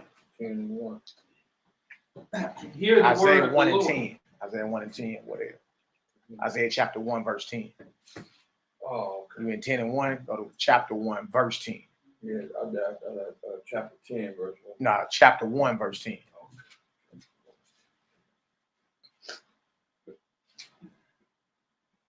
You got it? No, not yet. Let's make sure you get there, big dog. We all good. That's right, Shemuel, but they still eating death. Absolutely, brother. It's death being eaten. It's death being eaten out here, bro. That ain't no good. That's a bad look. You made your body a graveyard of dead animal flesh. Bad feeling and bad smell. You did, yeah, boy. That smell, yeah, you ain't lying. Everything bad about that dead. Yeah, boy. Isaiah 1 and 10. Let's start there. Hear the word of Yahweh, ye rulers of Sodom. Give ear unto the law of our power, ye people of Gomorrah. Now that's crazy because he's comparing the rulers in Jerusalem, specifically the priesthood, to Sodom and Gomorrah. Dang. To Sodom and Gomorrah. Go ahead. To what purpose is the multitude of your sacrifices unto me, saith Yahweh? I am full of the burnt offerings of rams and the fat of fed beasts, and I delight not in the blood of bullocks or of lambs or of he-goats. Flat out. Now, we've been bringing this out for the past few months. Like, Most High don't want none of it anyway. He's saying if y'all claim y'all keeping flesh laws, did you know you got to stand on that? They did. Now, we don't go by the flesh law. I mean, we don't eat flesh at all. You know what I mean? But since you men are being pompous and claiming you got the right to throw dead animal flesh down your throat, then, brother, you're not even keeping all that. But the Most High say he don't delight. Meaning he don't like it. He don't like the blood of bullocks, ox or cows, lambs, or he-goats. These are the very same animals we see in Leviticus 17. Very same animals we see in Leviticus 17. Most like, I don't delight none of that. And he's asking a question. What's the purpose for your sacrifice? All these sacrifices. I'm full of all that, right? Let's look at a different version real quick. Hold on. Different version, brother. Sometimes it becomes a little more clear. Now, we victims of modern English, so, you know what I mean? This is the NLT Bible. All right. Isaiah 1 and 11 in the NLT say, what makes you think I want all your sacrifices? Says the Most High. I am sick of your burnt offerings of rams and the fat of fattened cattle. I get no pleasure from the blood of bulls and lambs and goats. He said, what makes you think I want this? And we bring this out, say, bro, there's conflict, you know, in the scripture between the prophets and then, you know, your Levitical priests and all that. No, I don't see no conflict. Brother, maybe you're not ready to see it. I understand that. You know what I mean? But don't play me like we not reading this. That's my thing. You know what I mean? I don't play you like you. I'm like, okay, you reading it. You reading that, but this says something different over here. That's the point. The fact that it says something different is the point we bring it out. It's a conflict there. Yep. It's not saying the same thing. You know what I mean? One brother say, hey, the command is to abstain from meats offered to idols. The other brothers say, go eat whatever is sold at the butcher stall and don't ask no questions. That's not the same thing. That's all I'm saying. You know what I mean? We got to stop acting like everything harmonized. And what I found out, y'all, is that's a new doctrine. Oh, wow. That the Bible harmonized. That's new. It's like 100 years old. Oh, yeah. None of the brothers from the times of old was under that understanding, because they knew different scribes from different eras in time. You understand? From different perspectives, from different captivities, had their hands on the scriptures. Let alone the Gentile powers that ruled over us. You see what I'm saying? So nobody ever was under the feeling and understanding like the brews are today. Everything harmonized. No, it don't. Look at it. And be real with yourself. It just don't. And once you understand that the conflict, then you can decide what side you on. So, okay, I'm gonna make this real simple. I'm just gonna choose life. How about we just choose life and live? You know what I mean? I'm cool on all that death talk. You know that. You know what I mean? It just don't make sense anyway. Never did actually. Right. You know what I mean?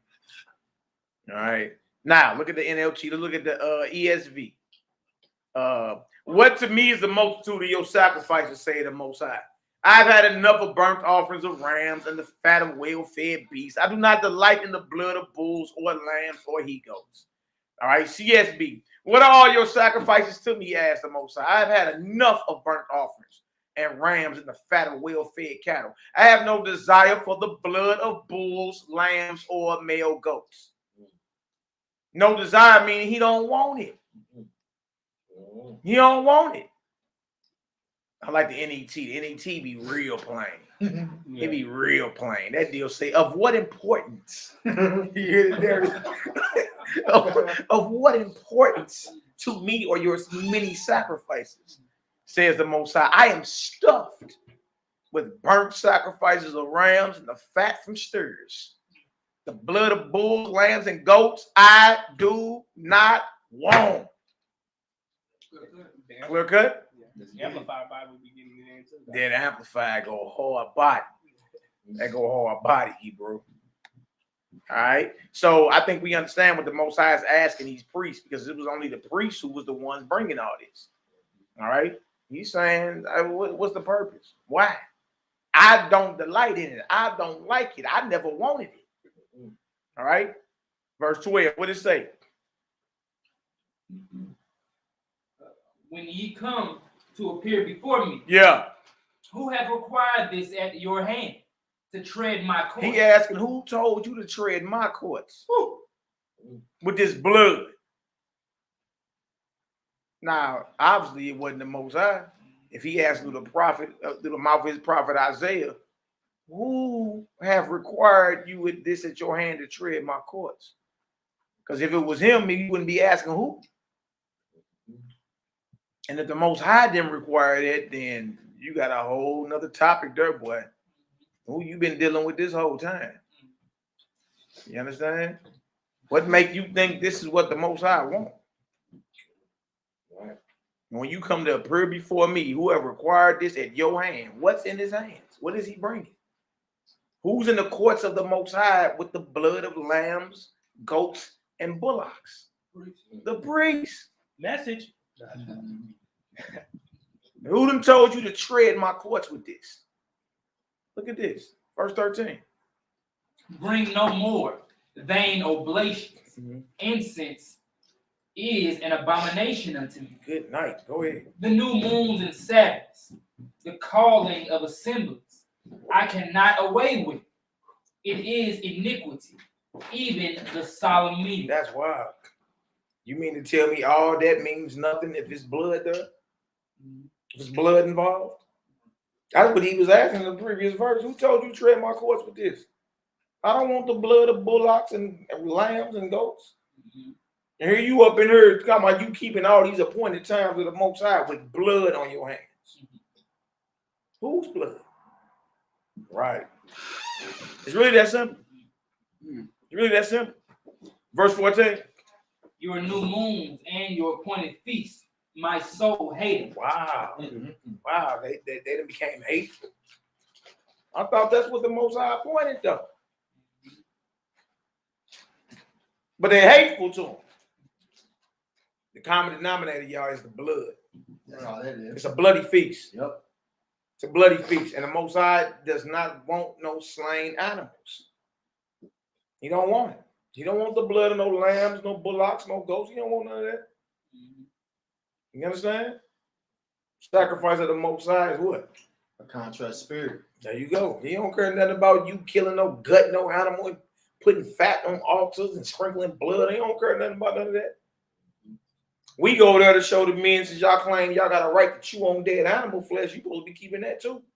And you ain't keeping that. So that's what? You are eating abomination. You are unclean. You are in danger of being cut off. You done shed innocent blood, Jack. You gonna bury your iniquity. Yep. You think about it, it's just like through both ways, who got a better chance and an easier time keeping the law? You know what I'm saying? Our way, which is Christ's way, or yours and Levitical priest. Right. Who got an easier time keeping the law? Right, exactly. Yeah. We do. Much easier time. You know what I mean? You gotta do is get rid of the blood, man. It becomes way more easier. You know what I mean? And you'll see that's the root problem behind majority of your sins and your diseases. Them flesh pots, boy. Yeah. Right. Them flesh pots. That's the 90% of what you got going on. You did. Yep.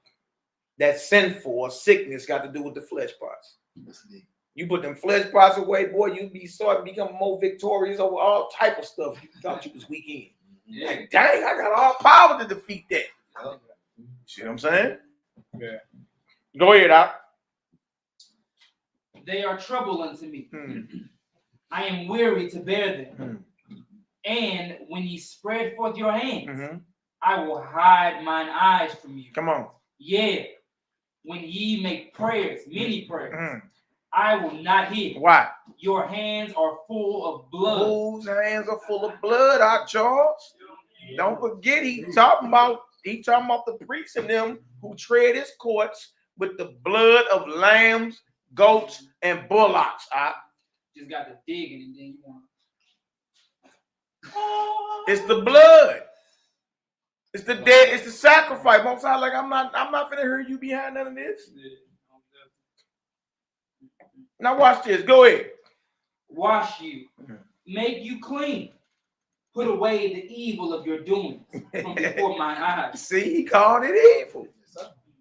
He's calling it evil. Put away the evil of your doings from before my eye. Put it away. Dang. Cease to do evil. It's funny how those come right after each other. Right. So he's actually calling the sacrificial system evil, bro. He's calling it evil. Go ahead, huh? Learn to do well. Seek judgment. Relieve the oppressed. That's right. Judge the father. Come on. Plead for the widow. Come on. Come now, and let us reason together, saith Yahweh. Though your sins be as scarlet, they shall be white as snow. Though they be red like crimson, they shall be as wool. Come on. If ye be willing and obedient, ye shall eat the good of the land. Oh, wait, hold on. If you be willing and obedient, you will eat the what of the land? What else? The good. The good. What's the good of the land? Hold on. We finna see what the good of the land is, brother. Hold on. Yeah, the high just all in the context of it, like yeah, You're talking about like ceasing from doing evil from all these sacrifices. Now you must not be obedient. You know what I'm saying? So and then so he like, look, if you were obedient, meaning you're not obedient. But if you were obedient, you would eat the good of the land. The good and obedient. Would you finish that up? No, I'm just saying that's a lot of rules we saying you saying for the I don't know the whole context, but that's all the context. We're like from starting from the flesh, starting from the flesh to eating the good of the land and being obedient in between and stopping the blood. That's all in the same context. It is. You can't get around it. Yeah, it is. So the NET Bible says this, Charles. If you have a willing attitude and obey, then you will again eat the good crops of the land. I like how they say it. Bag drop. Bag them down. Bag drop.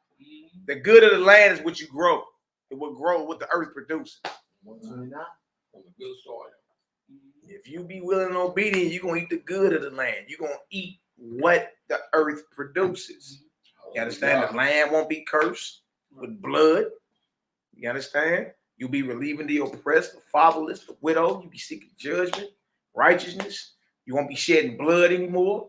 If you be willing and obedient, you're going to eat the good of the land, meaning what the land produces. This right here, the NET Bible says the crops of the land. So now we know the good of the land means what the earth produces. Yep. If you be willing and obedient, that's what you're going to eat. Okay, now what's going to happen if you're not willing and good and obedient? Hold on, let me get there. There's ready to shoot. Hold on, big dog.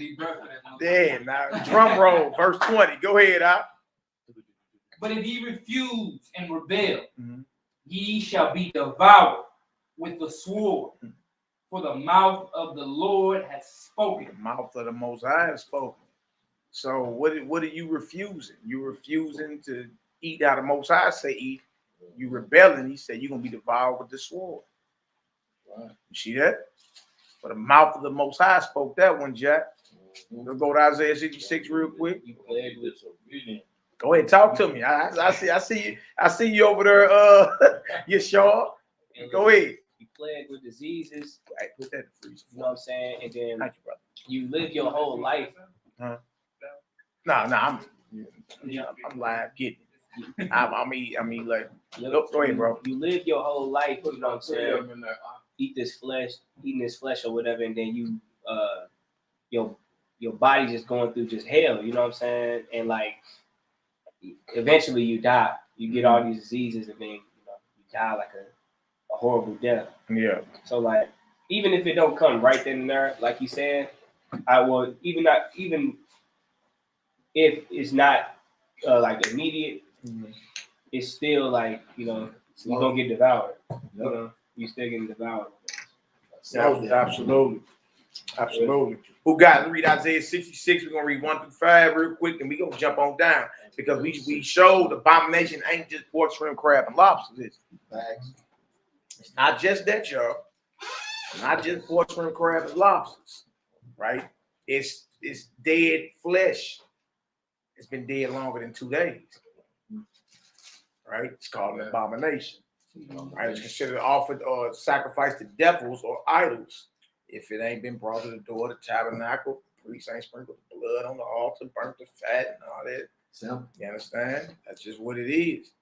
If that ain't done, it's considered offered to devils. If the blood ain't been poured out into the dust and the blood covered with the dust, it's considered unclean and it's offered to idols or devils. Okay? Now, we just read Isaiah, the first chapter. And he said, if you be willing and obedient, you're going to eat what grow out the land. You're going to eat the good of the land. The good of the land is what the earth produces for your food. But if you refuse and rebel, you're going to be devoured with the sword. For the mouth of the Most High spoke that, Jack. That's what's happening. Whether it's a quick death or slow death. I think that's what you were saying. Yeah. Whether it's quick or slow, you're being devoured. You understand? Good or bad. Yeah. And why you say, like, I didn't require this at your hand. Why are you treading my courts with this? I don't delight in the blood of lambs, bullocks, and goats. Understand? Look, your hands are full of blood. I'm not even going to hurt you when you make your many prayers. Right? Cease from doing evil. He's talking about the whole sacrifices out of it. Cease from doing evil. The shedding of blood. You want to make that mean everything? He ain't talking about all that right there and there. He talking about the shedding of innocent blood, specifically them animals. You're getting off the context if you say anything different. Yeah, because it's not talking about none of that. You bringing everything else into the picture. Right. Man, in other chapters, he may talk about other things, such as adultery and all that. Yeah, okay, yeah. But right there, he talking about the shedding of animal blood for the purpose of sacrificing. That's what he's talking about. For the purpose of sacrificing and eating it. But then all of this stuff is in the same letters, you know what I'm saying? Or the same writers or whatever, like the book of Isaiah. You know what it, like we're gonna read like what a sacrifice is and stuff like that from the Most High, you know what I'm saying? It's like it's all in the same context. It's all there. All right, let's get it. Who got it? I got Isaiah 66. Isaiah 66, read 1 through 5, and we're gonna jump down. We're gonna jump down to Old Faithful.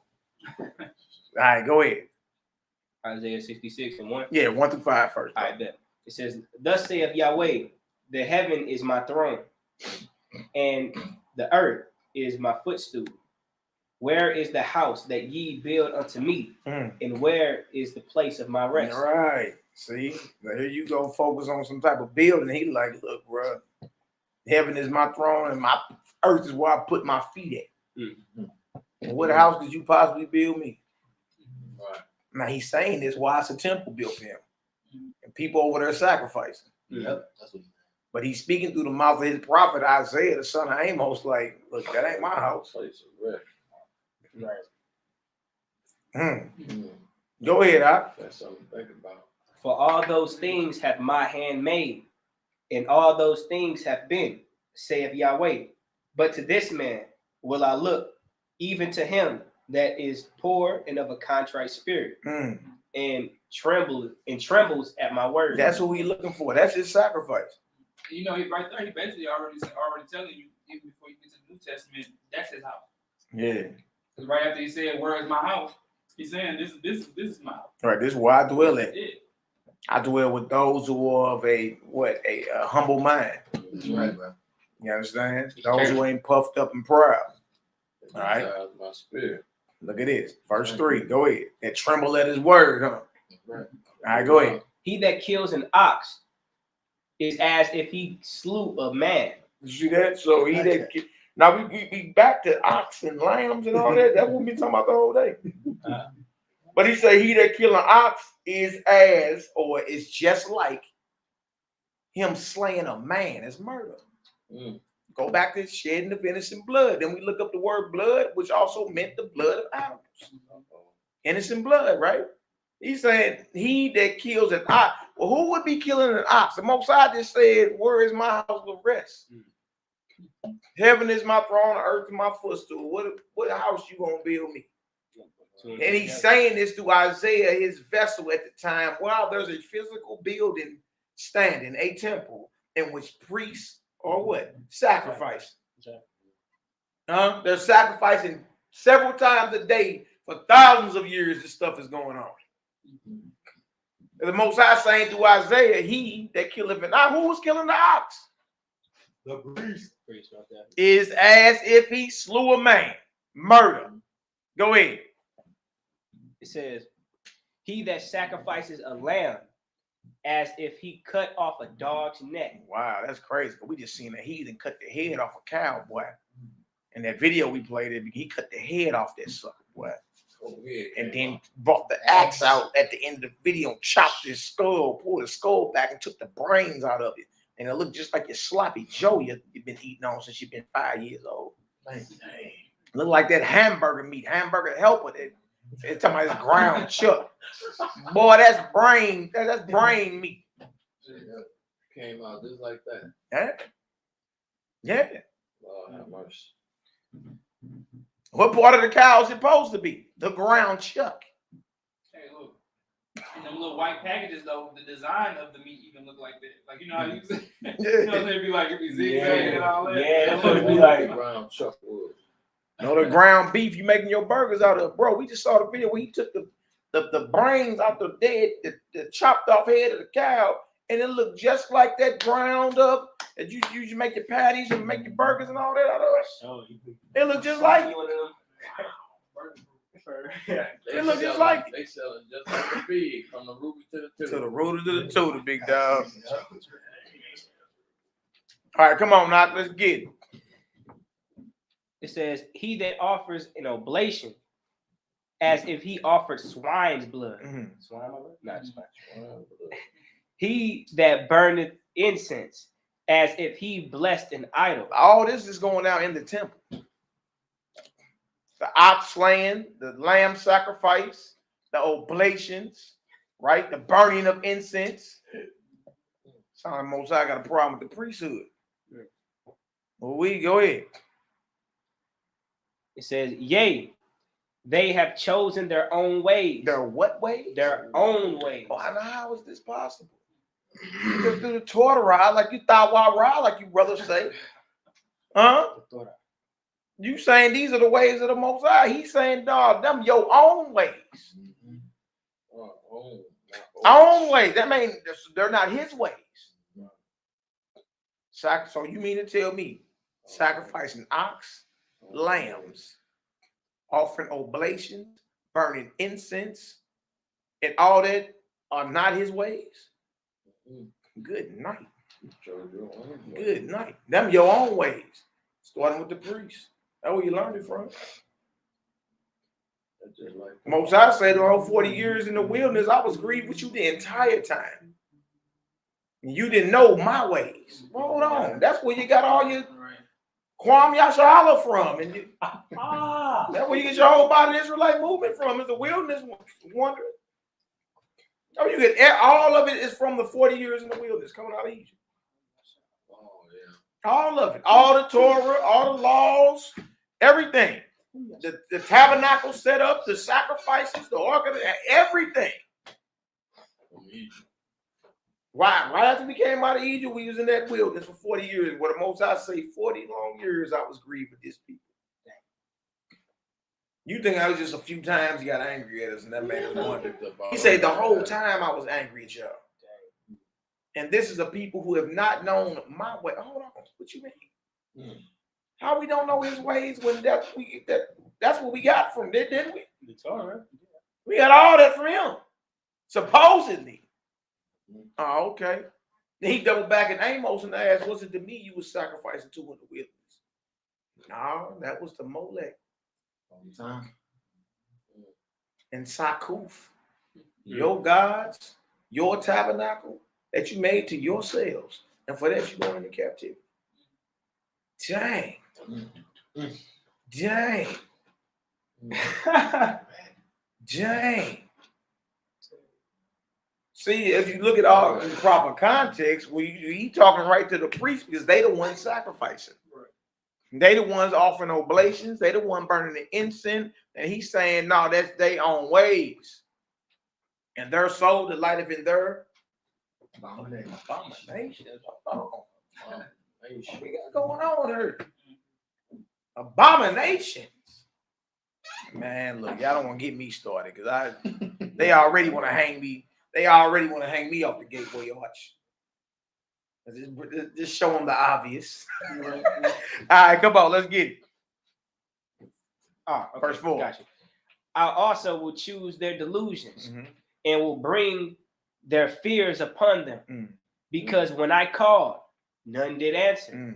What I spake, they did not hear. But they did evil before mine eyes, and chose that in which I delighted not. Why he's calling it evil again? We talking about sacrificing. We talking about oblations, right? We talking about incense burning. He said them your own ways. He double back and call it evil. But they did evil before mine eyes. How was all this evil when supposedly the Most High gave it to us? He gave it to us, right? Or was it the priest that gave it to you? Under their own agenda. Why you think the chief priests, the scribes, and all them plotted against your Messiah? Because what he taught was totally different than what was written down. He's like, no, you heard this and this was written. I say this. Gave a total different judgment, total different understanding. They dig, and for that, murder. preached them used to tell their sons and stuff like that. Like, you know, this is Verse 5. We made that up. All right, what it say? It says, "Hear the word of the Lord, ye that tremble at his word. Your brethren that hated you, that cast you out for my name's sake, said, let Yahweh be glorified, but he shall appear to your joy, and they shall be ashamed." Jump on down. Jump on down. This is where we go to tell everybody, man, you ain't supposed to be eating on no swine. All right. Well, abomination ain't just pork, shrimp, crab, and lobsters. Abomination is also dead flesh you chewing on that's older than 2 days. Facts. Including lamb, goat, and cows. Huh? Oh, wait. They love chicken. Yeah.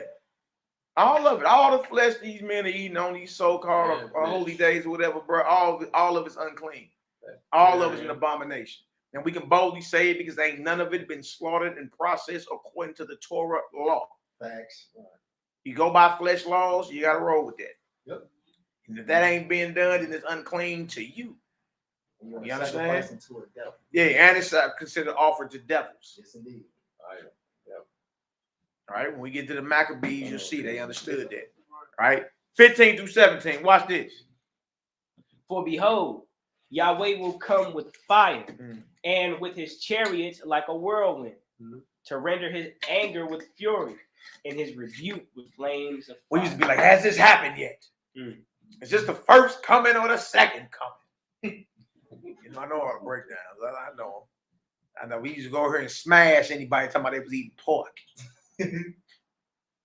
Huh? Any so-called Christian we ran up against and they was still eating pork, we'll go to this scripture right here to show that you're not supposed to eat pork, because at the second coming, when the Lord appears with his chariots like a whirlwind, if you're chewing on swine meat, you're gonna be consumed together. And this is where we go. This is the nail in the coffin. What Hebrews don't want to see today is that abomination is talking about also include that flesh you chewing on. Everything. Even though it ain't pork, shrimp, crab, and lobsters. Right. It's lamb meat, it's goat, it's oxen that's been dead longer than 2 days. It ain't been brought to the door of the tabernacle. Its blood ain't been put on the altar by the priest. Its fat ain't been burned on the altar by the priest. Huh?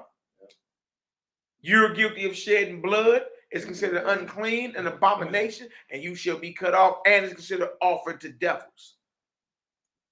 It ain't just pork, shrimp, crab, and lobsters that make up the abomination. This is where we go. Watch this. Go ahead. "For by fire and by his sword will the Lord plead with all flesh, and this or judge." And it says, "And the slain of the Lord shall be many." The slain of the Most High shall be many. The Most High is going to be doing some major league judgment in that day. Verse 17. Go ahead. "They that sanctify themselves and purify themselves in the gardens behind the one tree in the midst, eating swine's flesh, comma, and the abomination, comma, and the mouse, comma, shall be consumed together, saith Yahweh." The abomination of swine flesh and the mouse is all in the same category. Yep. They all going down. Now, once you understand that abomination ain't just pork, shrimp, crab, and lobsters, it's all this clean flesh that these Israelites claim they're eating on for their holy day. Oh, bag drop. Bag drop. We got a problem. Indeed. And why is it an abomination? Because it don't fall up under the guidelines of Leviticus 17, 1 through 7, verse 13, Leviticus 7, 11 through 18. Yes, indeed. That's why. It considers offered to devils, unclean, and abomination. And this is the judgment that you stand to receive unless you turn back and repent. They do them. That's just the truth. You know what I mean? Now, we've been in the Bible the whole time. We ain't making none of this stuff up. You understand? Let's get into the Maccabees, bro. Let's get into the Maccabees. And get into the Maccabees. Matter of fact, before we get there, one quick one in Acts. Y'all know we got to go hit Acts, man. Acts 15. You know, we got to get good old faithful. We got to get that. And we got to do one in Corinthians from good old Saulus. And then let's get into the Maccabees. Let's just show it, you dig? Because it's not the same thing. All right. And then you see whose teachings are more in line with the Torah and who's not. You know what I mean? Was it James and the disciples or was it Paul? Definitely ain't Paul. Oh, y'all got the big homie started. Good old Paul. Paul trip. All right, read 19 through 20, then jump down to 29 for me. Acts 15. This is called the Jerusalem Council of the Sun, and this is James standing up. All right, James, the brother of the Messiah himself. All right, when you go back up to verse 13, it says James is judgment. He's the one in charge. He got control over the whole Temple Mount at this time. Thousands of Israelite priests, zealot priests, are obedient to the faith, meaning they follow Mashiach. They are zealous for the law. They are zealots. You understand? And he got control over the whole Temple Mount and got thousands of faithful priests behind him. Ready. You know what I mean? That's why he's able to stand up and give a judgment. He running things. The Nazarenes that took over the entire Temple Mount at that time. We outnumbered the priests and all that. Within days after the Messiah died and resurrected, we had control over the entire Temple Mount. The temple that many Jerusalem. Yeah, we had the control over the whole thing. All right, James, the Messiah's biological brother, was the one, and he was the top bishop in charge. All right, historically speaking, and in the Bible. That's why he's standing up giving a judgment in verse 13. All right, so yeah, absolutely. So look at verse 19. Look what his sentence is. Verse 19. What does it say? Wherefore, my sentence is that we trouble not them which from among the Gentiles are turned to God. Go ahead. But that we write unto them that they abstain from pollution of idols, and from fornication, and from things strangled. Come on. And from blood. Jump down to verse 29. We're going to clear it on up because he's still talking. Read up. Look at verse 29. Go ahead. Same man talking. This is Yaakov, HONORANDHUMILITYSTL, James the Just, Messiah's little brother. All right, go ahead. That ye abstain from meats offered to idols. Now, we just read what it was in the Torah, what meats are offered to idols. We've been going over the whole time, correct? The commandment is to not eat meats offered to idols. And we all know that that's all the flesh in all these grocery stores that brothers eat at all these so-called holidays and holy days. That's offered to idols because it wasn't slaughtered or prepared how the Torah says it's supposed to be. So it by default, it falls under the category offered to devils. Yeah. Yes, indeed. Everybody understand that? It's been dead longer than 2 days. It's an abomination. Yeah. All right, go ahead. That you abstain from meats offered to idols. Go ahead. And from blood. And from what? And from blood. And we see what we got to do with the blood of that meat. Then we what else? Don't we got to pour the blood out into the earth and cover it with the dust? Cover up the dust. Is that being done? Oh, well, you ain't abstaining from blood then. Go ahead. Right. And from things strangled. Things strangled. Oh, wait. What you think happened to that cow when his head got cut off and his throat slit? That's the same thing, ain't it? Come on. So all this is flesh he talking about. All these allusions to staying away from flesh. Because you better believe the meat sold in the Gentile meat markets or the Gentile grocery stores ain't been slaughtered or processed according to Leviticus. You can guarantee it. And if that's the case, it's offered to idols, it's considered strangled, and it's considered bloody. That's right. Bag him down, Darius. Yes, sir. Bag him down with the script. Go ahead, Right. And from fornication. Come on. From which if ye kept yourselves, ye shall do well. Yeah. Fare ye well. Yeah, you're going to do well if you keep yourself. You guard yourselves from all this, right? Now let's go see. Now he was saying this to Paul. This is what you commanded to teach that. Let's go see if Paul agreed with that. Go to 1 Corinthians 10 real quick. Just James talking to Paul. When he came to Jerusalem finally. Hey, if you out there teaching what you're supposed to teach. This is what you got to go. Now let's see if Paul taught that. 1 Corinthians 10. Where we going? We're going to 1 Corinthians 10. 1 Corinthians 10. We're going to start around verse 25. All right, 25 on down to like 28 or something like that. Let's read it. 1 Corinthians 10. Let me know when you're there, whatever. Verse 25. Verse 25. Got it. Now this is Paul. Remember, James told Paul, this is what you teach, right? This is what Paul taught amongst the Gentiles. Go ahead. Whatsoever is sold into shambles, that eat, ask no questions for conscience sake. Whatsoever is sold in the shambles. that eat, asking no questions for conscience sake. The shambles are the meat markets, bro. I mean, let's look at a different version of it, just in case anybody think we playing. Bring it out there. All right, so people can see. All right. Yeah. Yeah, that's not the same thing. He was told to teach this, right? And he gonna say whatever sold at the meat market, eat and don't ask no question. Well, bro, you know it ain't off the idols. Right. Wasn't you told to tell everybody to abstain from meats off the idols?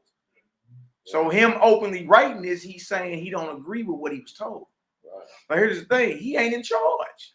Right. He ain't in charge. He's like, what is you doing? Right. So the fact he started doing that means he's teaching his own thing. Yeah. You know what I mean? A lot of Israelites are actually Paulites. He chose the other side. Yeah, he did. Actually, Paulites, because you choosing to roll with what he's saying, but what he's saying is directly against the Torah and directly against the messianic leadership that the Messiah himself ordained and left in charge. All right, this is the NLT version of 1 Corinthians 10:25. So you may eat any meat that is sold in the marketplace without raising questions of conscience. Mm-hmm. Huh? That's not the same thing. You wasn't told to teach that, right?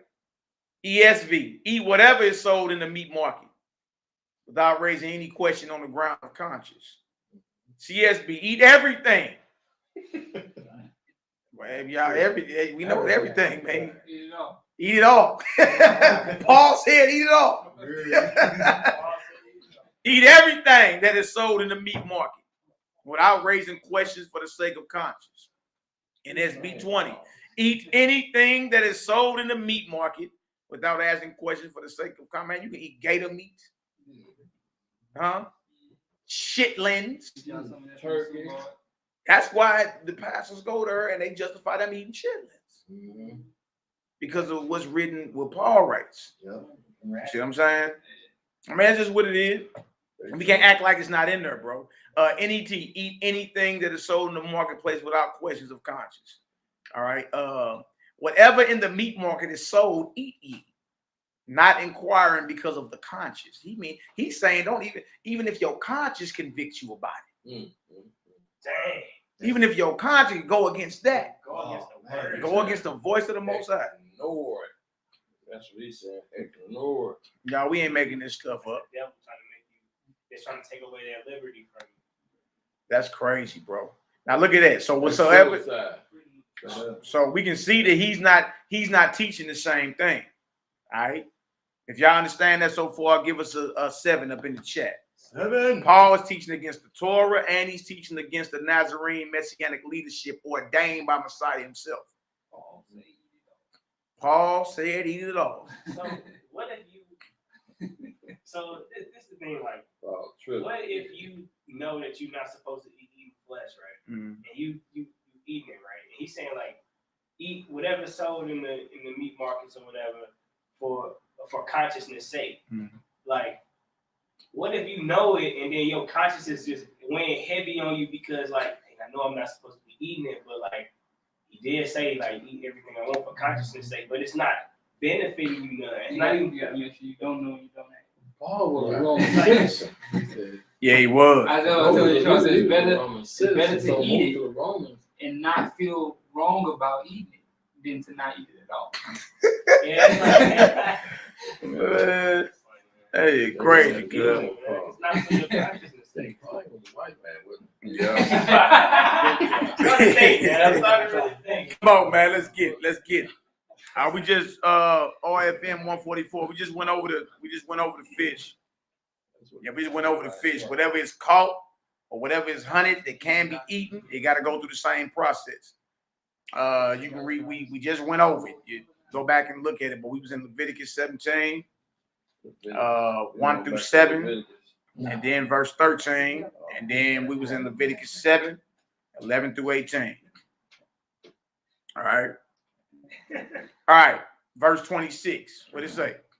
For the earth is of the Most High, and the fullness thereof. Verse 20. So that's his reason for saying you can eat whatever's in the meat market. Because the earth belongs to the Most High. The earth been belonging to him since the beginning. But he's always had a problem with us not separating what's holy from profane. All right. Yep. RSM 144. That Leviticus 17, 1-7. And then when you read that verse 13, that's where the fish come into play at. Because fish is what's caught. And even with that, the blood got to be poured out and covered with the dust of the earth. All right. Verse 27. What it say? If any of them that believe not bid you to a feast, and ye be disposed to go, whatsoever is set before you, eat, asking no question for conscience sake. That's crazy. Now, but when you were told to abstain from meats offered to idols, so somebody can put something in front of you that you don't eat, you know what I mean? And you got to eat it anyway and don't ask no questions, even if your conscience is convicting. No, do that. Come on, it don't make sense. Stop it. Human centered. And it's saying unbeliever can bid you to a feast and you just be disposed to go, meaning you gotta go. You be inclined to go. Whatsoever is there or set before you, eat it without asking questions. Come on, y'all. I think we know better than that. Verse 28. Watch this. But if any man say unto you, this is offered and sacrificed unto idols, eat not for his sake that showed it, and for conscience sake, for the earth is of the Most High, and the fullness thereof. He's saying, but if they tell you it's sacrificed to an idol, don't eat it based off the one who serves you the food. Based off the one who said it to you. Oh, this offered to an idol. But y'all, don't nobody got to tell you it's offered to an idol for it to be offered to an idol. Right. If it's not slaughtered and prepared according to what you read in Leviticus, then by default it's offered to devils. Don't nobody got to come tell you, oh, by the way, we eating the Molech. You should know that. Yeah. Exactly. And if you was abstaining from the meats offered to idols based off the Torah, you wouldn't be eating it anyway. Right. You wouldn't even be at that unbeliever's feast. You know what I mean? Right. See? Yeah. All right, bro. Let's get on. Let's get to this Maccabees. Let's get into the Maccabees. All right. Why always have to be somebody else's sake? What dimension was like you or whatever? You would think that he was like real, just selfish. You would think he real selfless and just like, look, man, just you always think about another person over there before you think about yourself. But like, why gotta be for their conscience sake? Like, because they told you, they said like this a different God or whatever, another God. It's just like you don't eat it because they said that for their sake. I thought, why wouldn't it be just for your sake? So you wouldn't, you know what I'm saying? Right. The only reason you're not eating is because of them. Nah, bro, it ain't because of them. I'm not finna get down because I know that's against my power. That's against my God. All right. So person, one dimension of you or whatever, you would think that he was just a selfless person and he's just caring for others and all types of stuff like that. But really, it's just like compromising. Yeah, he's against what he was told to teach, man. You got to be real with that. Okay, now let me show y'all again. If the temple is under attack and the altar is profane, what's on the menu? All right, and read the word. If it's not done and processed and prepared and slaughtered this way, it's the devils. Yes, sir. All right, so we're gonna get into these Maccabees and see what really happened. All right, that's right. Let's go to 2 Maccabees, the 5th chapter. The 5th. Let's go to the 5th chapter. We're gonna start around verse 16 and read on down, and you're gonna see that they understood. 2 Maccabees in the Apocrypha. All right, and we're gonna read on down. Then we're gonna get into chapter 6. You're gonna see what's going on. The temple is polluted, right? The altar is profane. What they understood was, oh no, we'll be polluted chewing on any flesh. They understood it. That's why they chose to eat the herbs. All right. Chapter 5. 2 Maccabees chapter 5. 16. We're gonna start at we're gonna go up a little bit. We're gonna start around verse 11. 2 Maccabees 5, start around verse 11. All right. Let's get into it. Now, when this that was done came to the king's ear, he thought that Judea had revolted, whereupon removing out of Egypt in a furious mind, he took the city by force of arms, and commanded his men of war not to spare such as they met, and to slay such as went up upon the houses. Thus there was killing of young and old, making away of men, women, and children, slaying of virgins and infants. And there were destroyed within the space of 3 whole days, 80,000, wherefore 40,000 were slain in the conflict, and no fewer sold than slain. Come on. Yet was he not content with this, but presumed to go into the most holy temple of all the world. Menelaus. So now we dealing with the temple. We dealing with a majorly horrific slaughter amongst our people. You know what I mean? We've been going into this too because you in the season of Thanksgiving.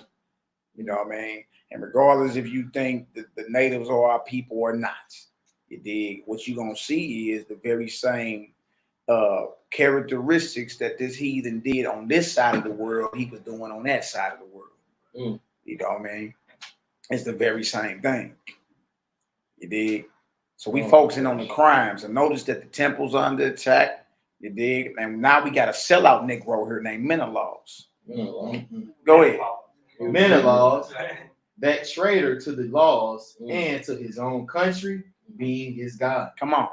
And taking the holy vessels with polluted hands and with profane hands, pulling down the things that were dedicated by our other kings, to the argument and glory, the augmentation and glory and honor of the place he gave them away. Absolutely. So we see the temple was under attack, correct? Yes, indeed. Temple was under attack.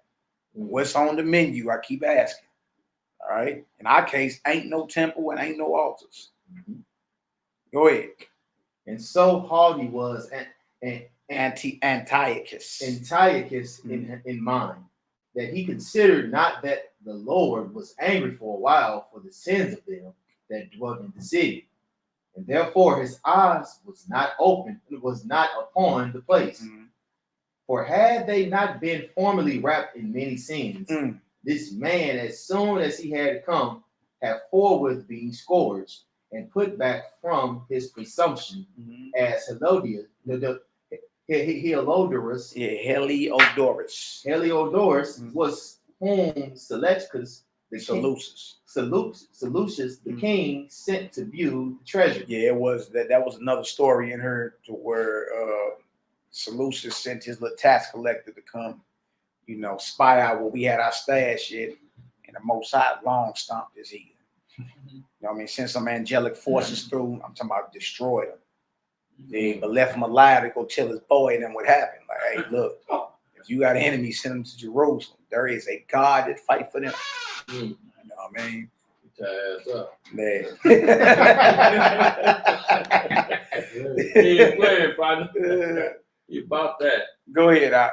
Nevertheless, God did not choose the people for the place's sake, but the place for the people's sake. Right. And therefore the place itself that was partaker with them of the adversities that happened to the nation, did afterward communicate in the benefits sent from the Lord. And as it was forsaken in the wrath of the Almighty, so again the great Lord being reconciled, it was set up with all glory. Go ahead. So when Antiochus had carried out of the temple 1,800 talents, he departed in all haste into Antiochia, leaning in his pride to make the land navigable, and the sea passable by foot. Such was the haughtiness of his mind. So this was a very proud man. Very, very proud man. He's one of your ancient enemies, Antiochus Epiphanes. Yeah, they set up the abomination of desolation during that time too. Yeah, I'm cats that look, they came in forcing Greek culture on our people. Look, y'all, look, and it was so horrific and it was so powerful that Hellenization runs on automatic now today. They ain't got to twist your arm behind your back now. Negroes or Greeks. You know what I mean? Negroes pledging in fraternities and sororities. You understand? Negroes act like Greeks, wrestling, Roman Greco wrestling in leotards at the Olympics. You understand? Look at the position. Yeah, you naked. You in spandex wrestling. All those are Greco-Roman. That's their culture. They used to grease these men up and make them run jack naked. Yeah, Hellenization, jock straps.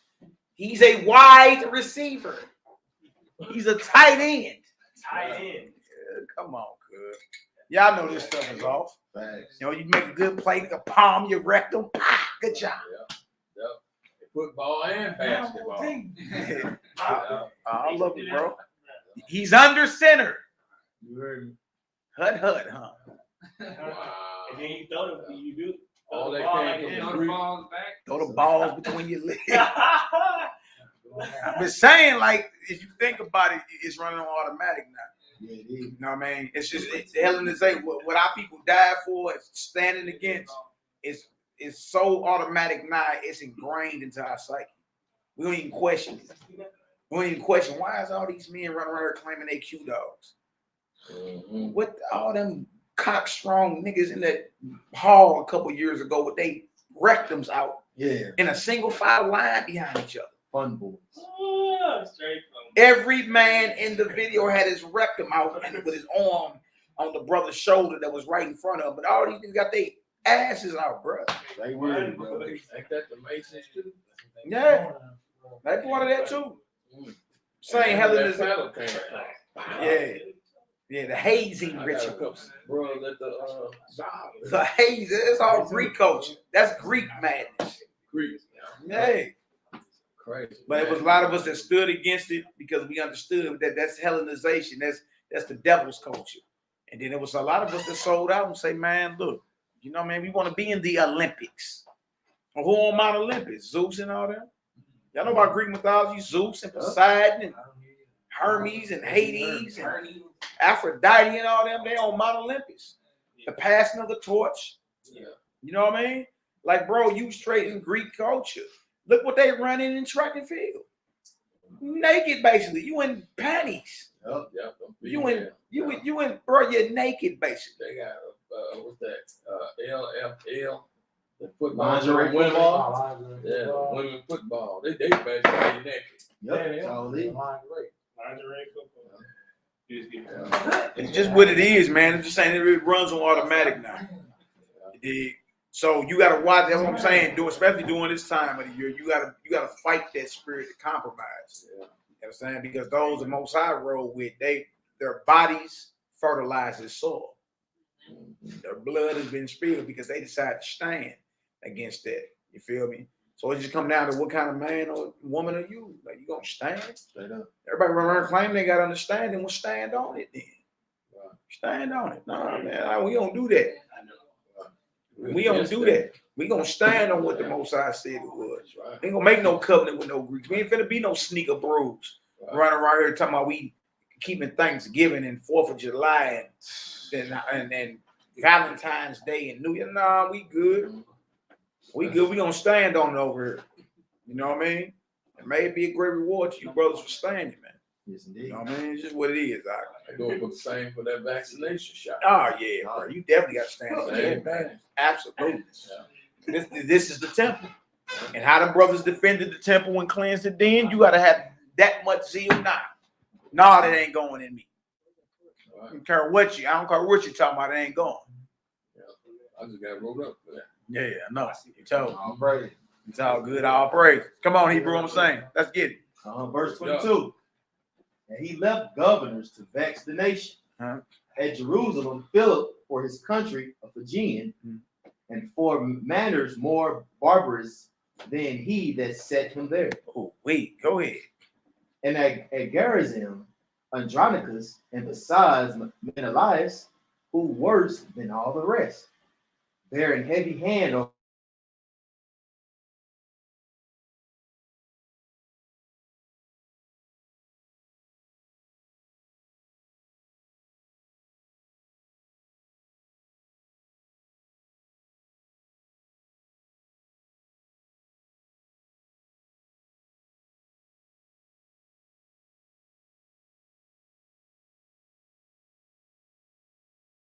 the citizens, having a malignant.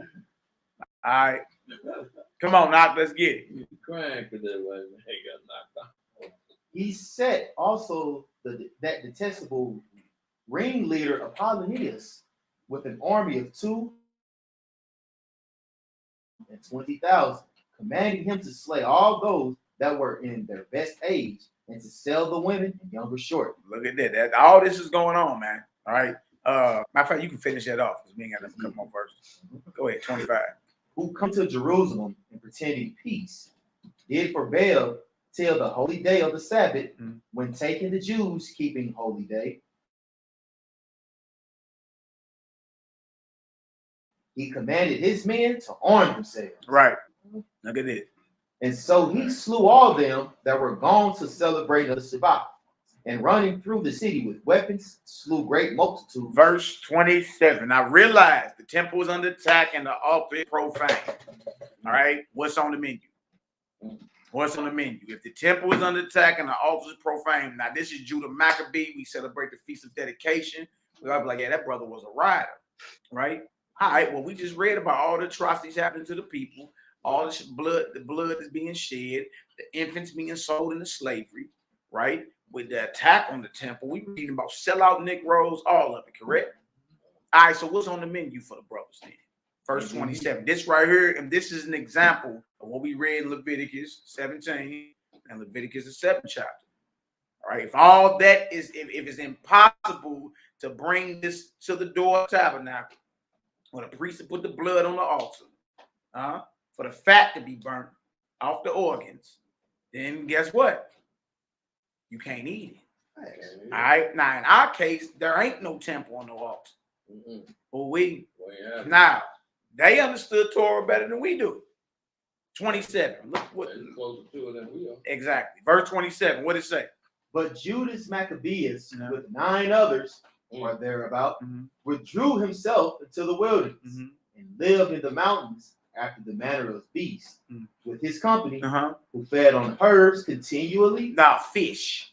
Herbs continually. No, lamb chops. Herbs continually. They were eating plants or herbs continually. Now, they had flocks with them. That's 1 Maccabees chapter 2, verse 30. When they went into the wilderness, they took their wives, their children, all their brethren, and their flocks. Why they ain't chew on the flocks? Why they ain't go fishing? Get some fish. Temple being polluted.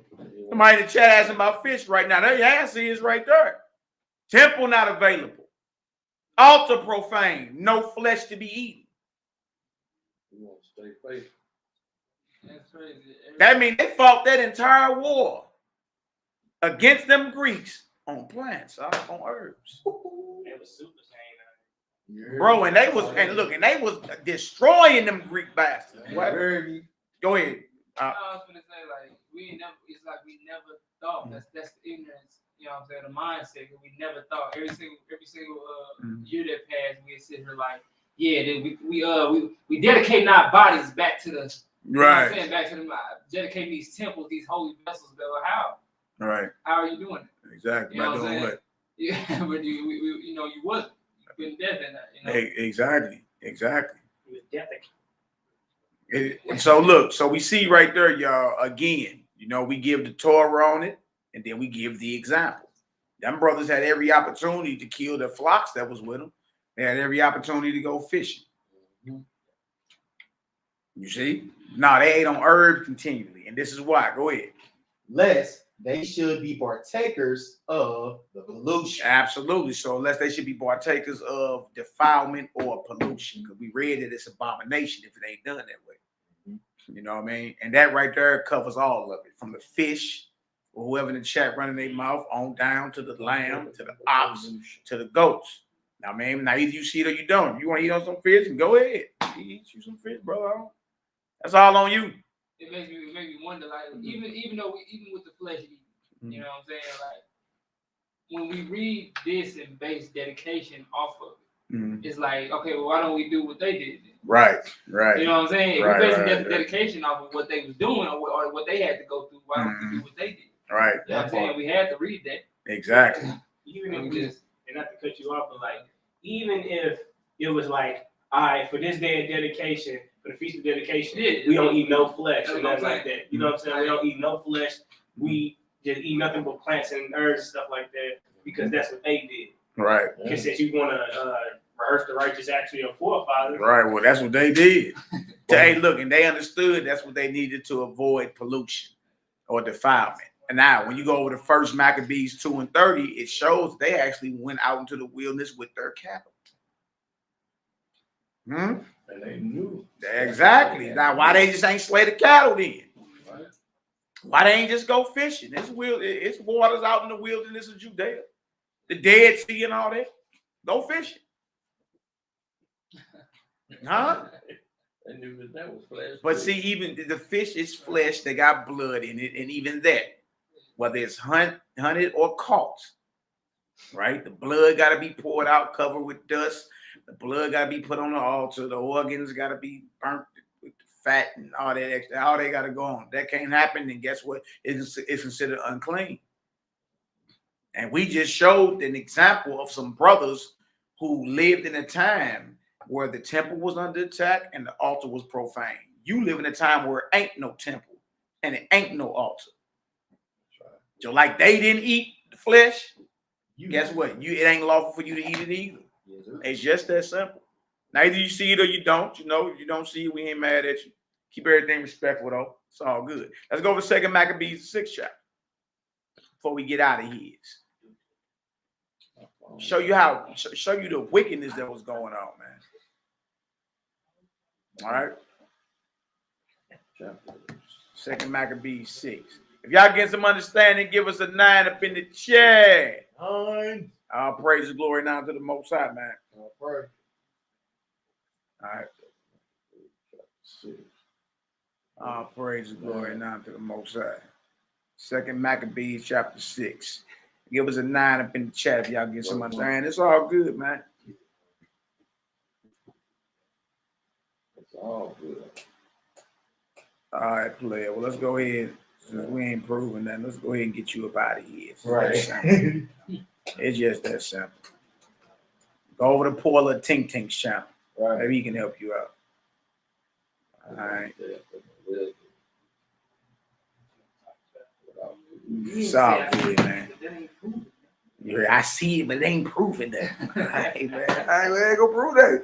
Go get your catfish, bro. Ain't mad at you. See it, but it ain't proven. It's all good, brother. It's that simple. It's not even that hard. Happy day, man. But people be wanting you to, like, you know, force them to see something, bro. Look, we can't force you to see nothing, big dog. Like, you see it or you don't. If you don't, like, look, we not mad at you. Hey, you can't see it, all right? You either can't see it or you choosing not to see it. You know what I mean? You got too much flesh up in the mind. Yeah. Too much dead blood and up in the system to even focus on what the Most High got for him. Woe to the bloody city, man. No doubt, big dog. Let's before we go to 2 Maccabees 6, let's go to chapter 2. I want to show the flocks. I want to show the flocks. Then we'll do 2 Maccabees 6 and close on out. Woe to the bloody city. You understand? That blood ain't just man's blood, y'all. It's also animal blood. Oh, wait. Animal blood. Oh, wait. Innocent. Animal blood. 130. Yeah, First Maccabees chapter 2. First Maccabees. We're gonna go around. We're gonna jump down a little bit. But let's start at verse 1. And once we get down to like verse 13, we're gonna jump. 1 then 13. Yeah, 1, we're gonna read down to 13, we're gonna jump, all right.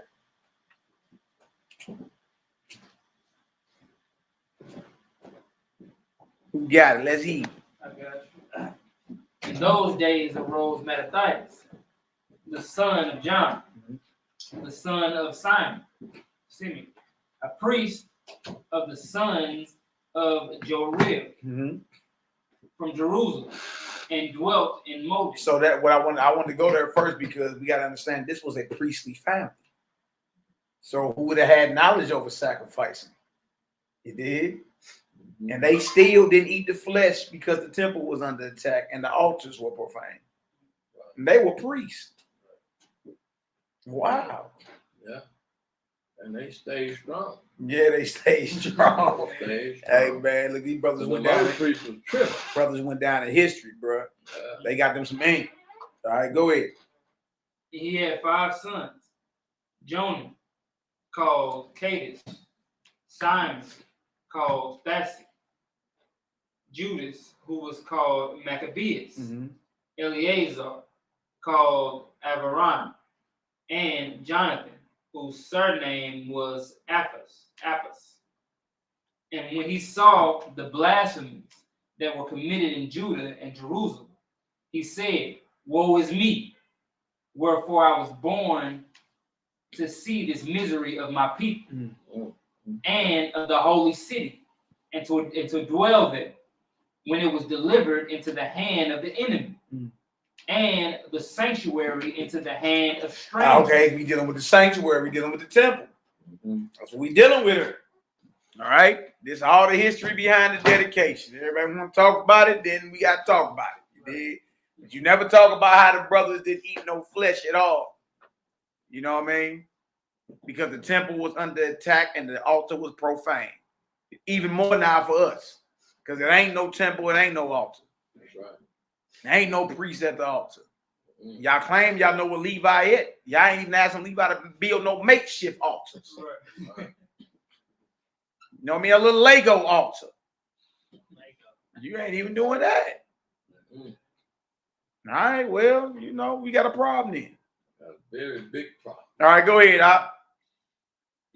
He said, "Woe is me, wherefore I was born to see this misery of my people and of the holy city, and to dwell there, when it was delivered into the hand of the enemy, and the sanctuary into the hand of strangers." Strangers, go ahead. Her temple is become as a man without glory. Yeah, temple under attack. Go ahead. Her glorious vessels are carried away into captivity. Come on. Her infants are slain in the streets. Come on. Her young men with the sword of the enemy. You see, so the atrocities are happening to the people and to the temple. Huh? Y'all see what's happening here? All right, so these men weren't eating on the finest cut of steaks. It was a good cut of steak. Well, porterhouse, it was a good old steak. Yeah, come on, let's get it. What nation have not had a part in her kingdom and gotten of her spoils? All her ornaments are taken away. Of a free woman, she has become a bond slave. Come on. And behold, come on, our sanctuary. That's our temple. Go ahead. Even our beauty. Come on. And our glory. Come on. Is laid waste. Come on. And the Gentiles have profaned. Temple under attack and the altars profane. What's on the menu? Them brothers knew we gonna eat on herbs continue. Even though we got cattle. Even though we priests. Oh, we go ahead. To what end, therefore, shall we live any longer? Right now, jump on down. Jump down to 19. Watch this. Then Mattathias answered and spake with a loud voice, though all the nations that are under the king's dominion obey him and fall away, every one from the religion of their fathers, and give consent to his commandments. Yet will I and my sons and my brethren walk in the covenant of our fathers. Walk in the covenant of our fathers. Wow. So even though everybody fall off and do what they supposed to do and go against their customs and all that, he like, me and my brethren, we gonna rock. You understand? With the covenant of our fathers. So again, during this dark time of the year, you got to fight that. You got to fight that spirit of compromise. All right? You got to fight that. Go ahead, Doc. Yah forbid that we should forsake the law and the ordinance. Come on. We will not hearken to the king's words to go from our religion, either on the right hand or the left. Now, when he had left speaking these words, there came one of the Jews in the sight of all to sacrifice on the altar, which was at Moed, according to the king's commandment. Right, come on. Which thing, when Mattathias saw, he was inflamed with zeal. Yeah. And his reins trembled. neither could he forbear to show his anger according to judgment. Wherefore he ran and slew him upon the altar. Come on.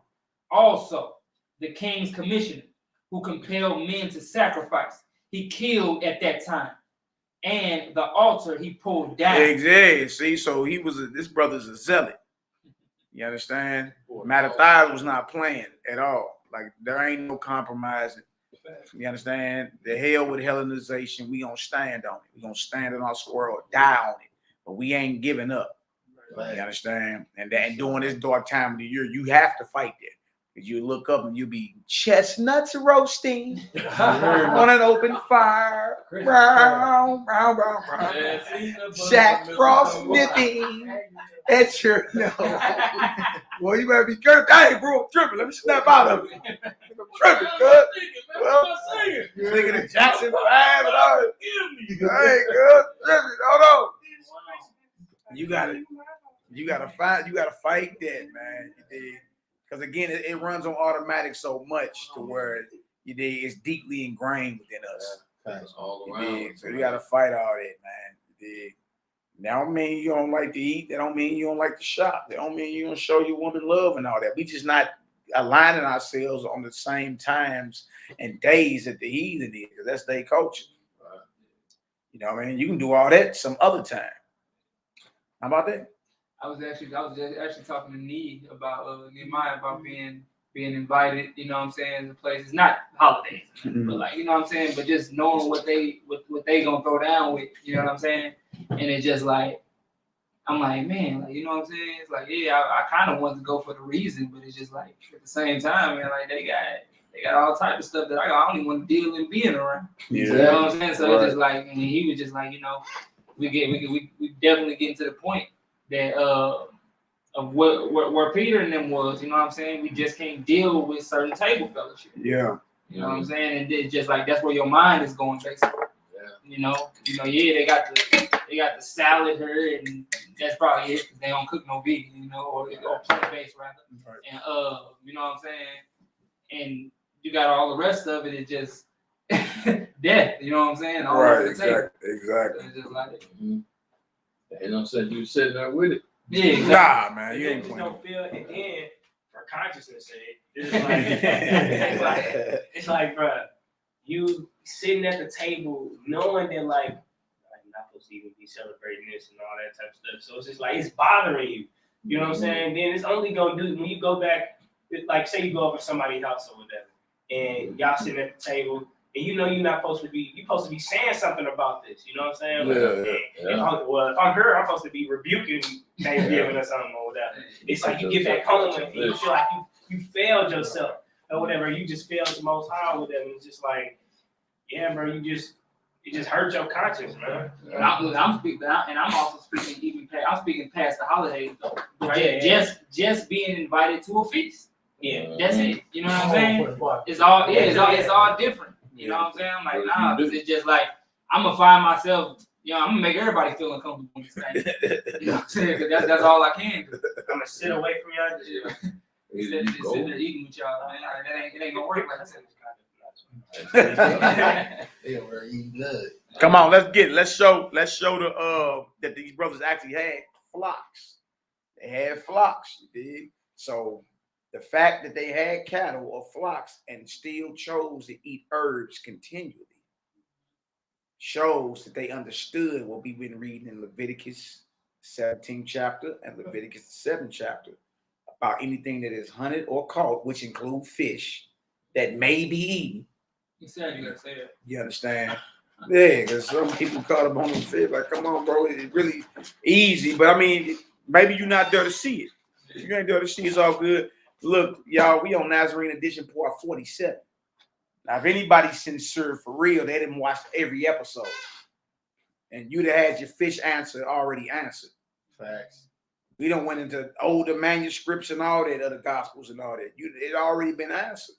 Right. You know what I mean? Like, but you can't listen to us and study this thing in sound bites and think you're going to catch it. Right. You know what I mean? Straight up. We done went into older manuscripts. We done pulled out all type, man. We done pulled all of it out.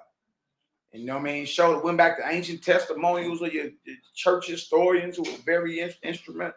And we did all of it. That's what I'm saying. So for anybody to claim that we not sincere or we ain't took no time to edify, look, little mama, we on Nazarene edition part 47. Catch up. Hey, catch up. That's 47 video. And they ain't even talking about everything else we done did. You know what I mean? This part 47. Who ain't took the time? Each video like 3 to 4 hours long. We taking the time out of our days to make sure our people feast and get it. You know what I mean? So it's all praise to the Most High behind it. But to throw out something like we ain't sincere or the time to edify, it wouldn't be 47 Nazarene editions. How about that? Not a 47 or so. Most of y'all look at a piece of a video and be like, "Them brothers don't know what they're talking about." Exactly. You know, you ain't even watched the whole thing. We done went to historical sources and everything, proving everything that we doing. The authenticity of the Nazarene sect. You understand what is believed, what was taught. We done went into all type of. We done went into all over. You dig? So any claim that we just not sincere, we ain't took no time to edify. You feel me? That's a spirit of pride on somebody. Mm-hmm. You understand? All right, well, you just don't want to see it. Don't see it, then. It's cool. How many times we done said, look, if it resonates with your spirit, rock with it. If it don't touch it. But you know what it is? The problem is people get mad because you don't submit to their understanding. Right. Mm-hmm. That's what it comes down to. You don't want to submit to what they see and feel. We telling you, like, look, this is what we seeing, but if you don't see it, we ain't mad at you.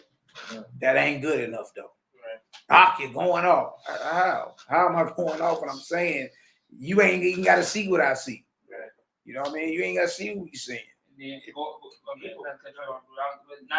going back to what we were saying before, we saying things based off of things that are written. You saying things based off of how you feel. Yeah. You know what I'm saying? Most of y'all saying things based off how you feel, whether it be in the script or outside of it. And like also, you know what I'm saying, for those that will get the understanding, it just show that when you plant a seed, you know what I'm saying, you can't just expect it to grow right then and there. You know Absolutely. Because people gonna be, you know, it's planted there in their minds. They might like just get it right then and there. Right. But throughout time, they start to realize. Eventually it flourished, you know what I mean? But to put something out there like we ain't sincere, we ain't took no time to edify. Yeah. You talking about over hundreds of hours of edification. You're talking about 47 videos at least, and each one of them on the average is 4 hours. So what is that? You dealing with well over 160 hours of edifying. Yeah. So the claim that we ain't took time to edify is false. You dig? We put all these editions out there so you can go back and check what we talk about. Go back and check it. Yeah. You know what I mean? If it resonates with you, receive it. If it don't deal with it. It's just that simple. We ain't mad at you either way. People want you to believe how they believe. Yeah. And that's the thing. That's like. It's just that simple. All right. Come on, let's finish. I want to show y'all this down to this verse 30. Where we at? Everybody ain't gonna get it. Thus dealt he zealously for the law of Yahweh, like as Phoenix did unto Zambra, the son of Saul. And Mattathias cried throughout the city with a loud voice, saying, whosoever is zealous of the law and maintaineth the covenant, let him follow me. Go ahead. So he and his sons fled into the mountains and left all that ever they had in the city. Go ahead. Then many that sought after justice and judgment went down into the wilderness to dwell there. Go ahead. Verse 30. Watch this, y'all. Both they and their children. Come on. And their wives. Come on. And their cattle. Come on. Because afflictions increased sore upon them. So now we know when they was out there eating the herbs of the field and all that, you dig? When they withdrew into the wilderness, they had their cattle with them. Yep. And they ate on herbs continually to avoid defilement or pollution. Yes, indeed. Hold on, they had their cattle and they priestly family. Why they just ain't slaughter the cattle? Make an altar and do they priestly duties. And the cattle ate what they ate. That's what I'm saying, bro. That's what I'm saying. They look. So what we are reading in Leviticus the 17th chapter, You understand? About the process or the preparation of the slaughtered flesh. And when we read in Leviticus 7 about how old it got to be, you know what I mean? Must be right on point, because they had cattle and still chose to eat the herbs to avoid from being polluted or defiled. Yep. Backdrop. That means they all fought that war on herbs continually. They did not kill not one of their flocks. You see that? That was a second witness. That's a second witness. That's proof they had cattle with them when they was out there in the wilderness, meaning flesh meat. And they knew how to prepare. Yeah. And what's tight is like, it's like it's going back to that whole thing was like Genesis, in the sense like they was eating, you know what I'm saying, the fruits and herbs and stuff like that, and they cattle was eating Genesis 1 and 30. 1 and 30. Absolutely. Absolutely. All right, y'all, we're gonna finish up real quick. 2 Maccabees 6, few verses, and we gonna close on out. We ain't gonna read the whole chapter. That chapter go hard though. That's about Elder Eleazar. We'll pick that back up, you know, next time we get together, be the Most High will. That's just showing more that the temple is under attack. Jerusalem is being defiled. The altars are profane. What's on the menu? No blood. No blood at all. No blood. No blood of no flesh at all, bro. Greatness of the land. Yeah, there you go. It's really just that simple, man. I mean, you know, either they see it or they don't. That's it. All right. 2 Maccabees 6. Let's start at verse 1. We're gonna close on out, and we're gonna we're gonna go ahead and do our thing. I mean, there's a lot of prayer requests in this very hour. Y'all keep the family of our Prince Blake in y'all prayers, man. Untimely passing of his brother, Boss Life Judah. You know what I mean? Last week, that one hit hard, boy. You know, that brother actually came to St. Louis and got baptized in the Pesach. Hallelujah. You know what I mean? Untimely death of that brother. So y'all keep his family and the Most High send the spirit of prayer, spirit of comfort into the midst of his family, man. I know his moms and his siblings and everybody getting hard with that. You dig? Also keep the mother of our brother NehemiYAH in y'all prayers. You know, Julia Ann Straughter. You know, man, mom's still fighting. She's still in the fight. You dig? May the Most High send a massive healing into her body and ignite all her organs. You understand? And, you know, be a living testimony to the power of the Most High. Also, the newborn daughter of our Mordecai Enoch, our beloved brother. You dig? May the Most High send a speedy healing, a massive healing, you know, man, into the kidneys of our young little niece. I believe they go back to the doctor in early December. So, you know, we touch and agree to see a miracle. We ain't playing no games around here, man. You see it. You know what I mean? For see it, touch and agree, and watch it come on through. Baffle these doctors, increase our faith. Also, the family of our Brandon Lewis, they was in a horrific car accident a couple weeks ago. But life was spared. You know what I mean? All praises, glory now to the Most High, him, his wife, and his son. His son, a little bit over a year old. So may the Most High send speedy, abundant, and massive healings upon all you brothers and sisters, into your bodies, into your hearts, into your minds, comfort your spirits. You understand? And bring harmony and peace within your body. Hallelujah. Into the temple of the Most High, where his spirit may dwell forever. Hallelujah. And may all these doctors be baffled, and may all our faith be increased in the power, name, and authority. Yahushua, Mashiach, hallelujah. Hallelujah. All praises. All right, let's get the 2 Maccabees 6. Y'all gonna see some more atrocities that's going down, man. It's crazy. Very, very crazy. You know what I mean? Now we're gonna read 1 through 17, and we're gonna close out. Let's get her done. Not long after this, the king sent an old man of Athens to compel the Jews to depart from the laws of their fathers, and not to live after the laws of God, and to pollute also the temple of Jerusalem, and to call it the temple of Jupiter Olympus. Oh, temple under attack, huh? Man from Greece, Athens. Depart from the laws of the Most High, pollute also the temple in Jerusalem. And we gonna call the temple of Jupiter Olympus. This is a direct attack on the Almighty. From the Greeks. From the Greeks, boy. This is called Hellenization at its finest. Something that's running on automatic now, boy. Yeah. So with every spirit you got in, you fight against it. Greek, is that the same? Yeah, Greece is the place, Greek is the people. Absolutely. Yeah. So this is one of their gods, Jupiter. Jupiter Olympus. That's where you get the Olympics from. Oh, okay. That's their god. Yeah. Yeah, Jupiter Olympus. Go ahead. And that in Gerizim, another spot in Israel. Go ahead. Of Jupiter, the defender of strangers, as they did desire that dwelt in the place. They done put up several temples or several altars dedicated to Jupiter, a Greek god in Israel. One in Jerusalem, one in Gerizim. Wow. Yeah, Hellenization. Now you had the brews that was like Mattathias and them. It was like, man, look, I'd rather eat cat dung with a knit needle.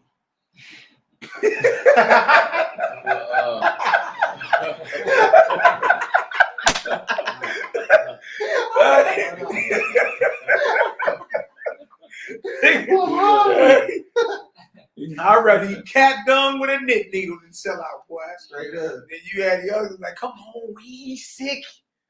No masses. I mean, it's always been that amongst Israel. You got the brothers that's zealous, and you got the brothers that's like, man, look, let's just go ahead and, compromise. That's the spirit you got to go against, man. I'd rather eat cat dung with a knit needle, boy. What the hell, you hear what I'm saying, Victor? All right, come on. All right, come on, Hebrew. Let's get it. The coming end of this mischief was sore and grievous to the people, for the temple was filled with riot and reveling by the Gentiles, who dallied with harlots. Oh, they had the temple hoes out. They had the temple prostitutes out, bro. They brought the temple whores into the temple. Dallied with the harlots. Go ahead. And had to do with women within the circuit of the holy places.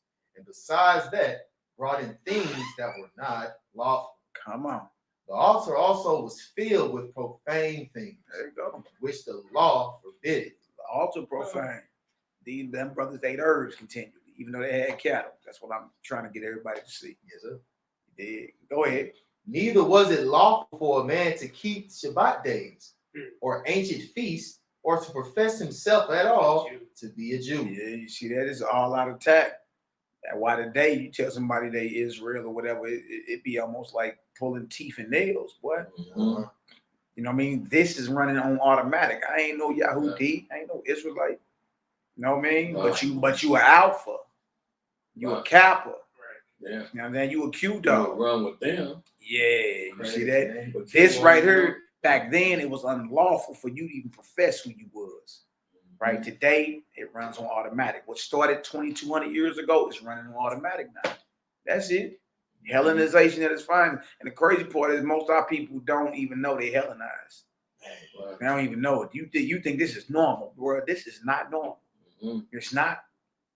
It's not. It's not. You straight, like you are in agreement with the Most High's enemies. Talking about you love the Lord. Nah. You Hellenized. Very important. Yeah, you just a whole bunch of Negro Greeks today. That's it. That's it. Get spanked. Yeah, come on. And look, in other words, you're uncertain. You're not in covenant with him.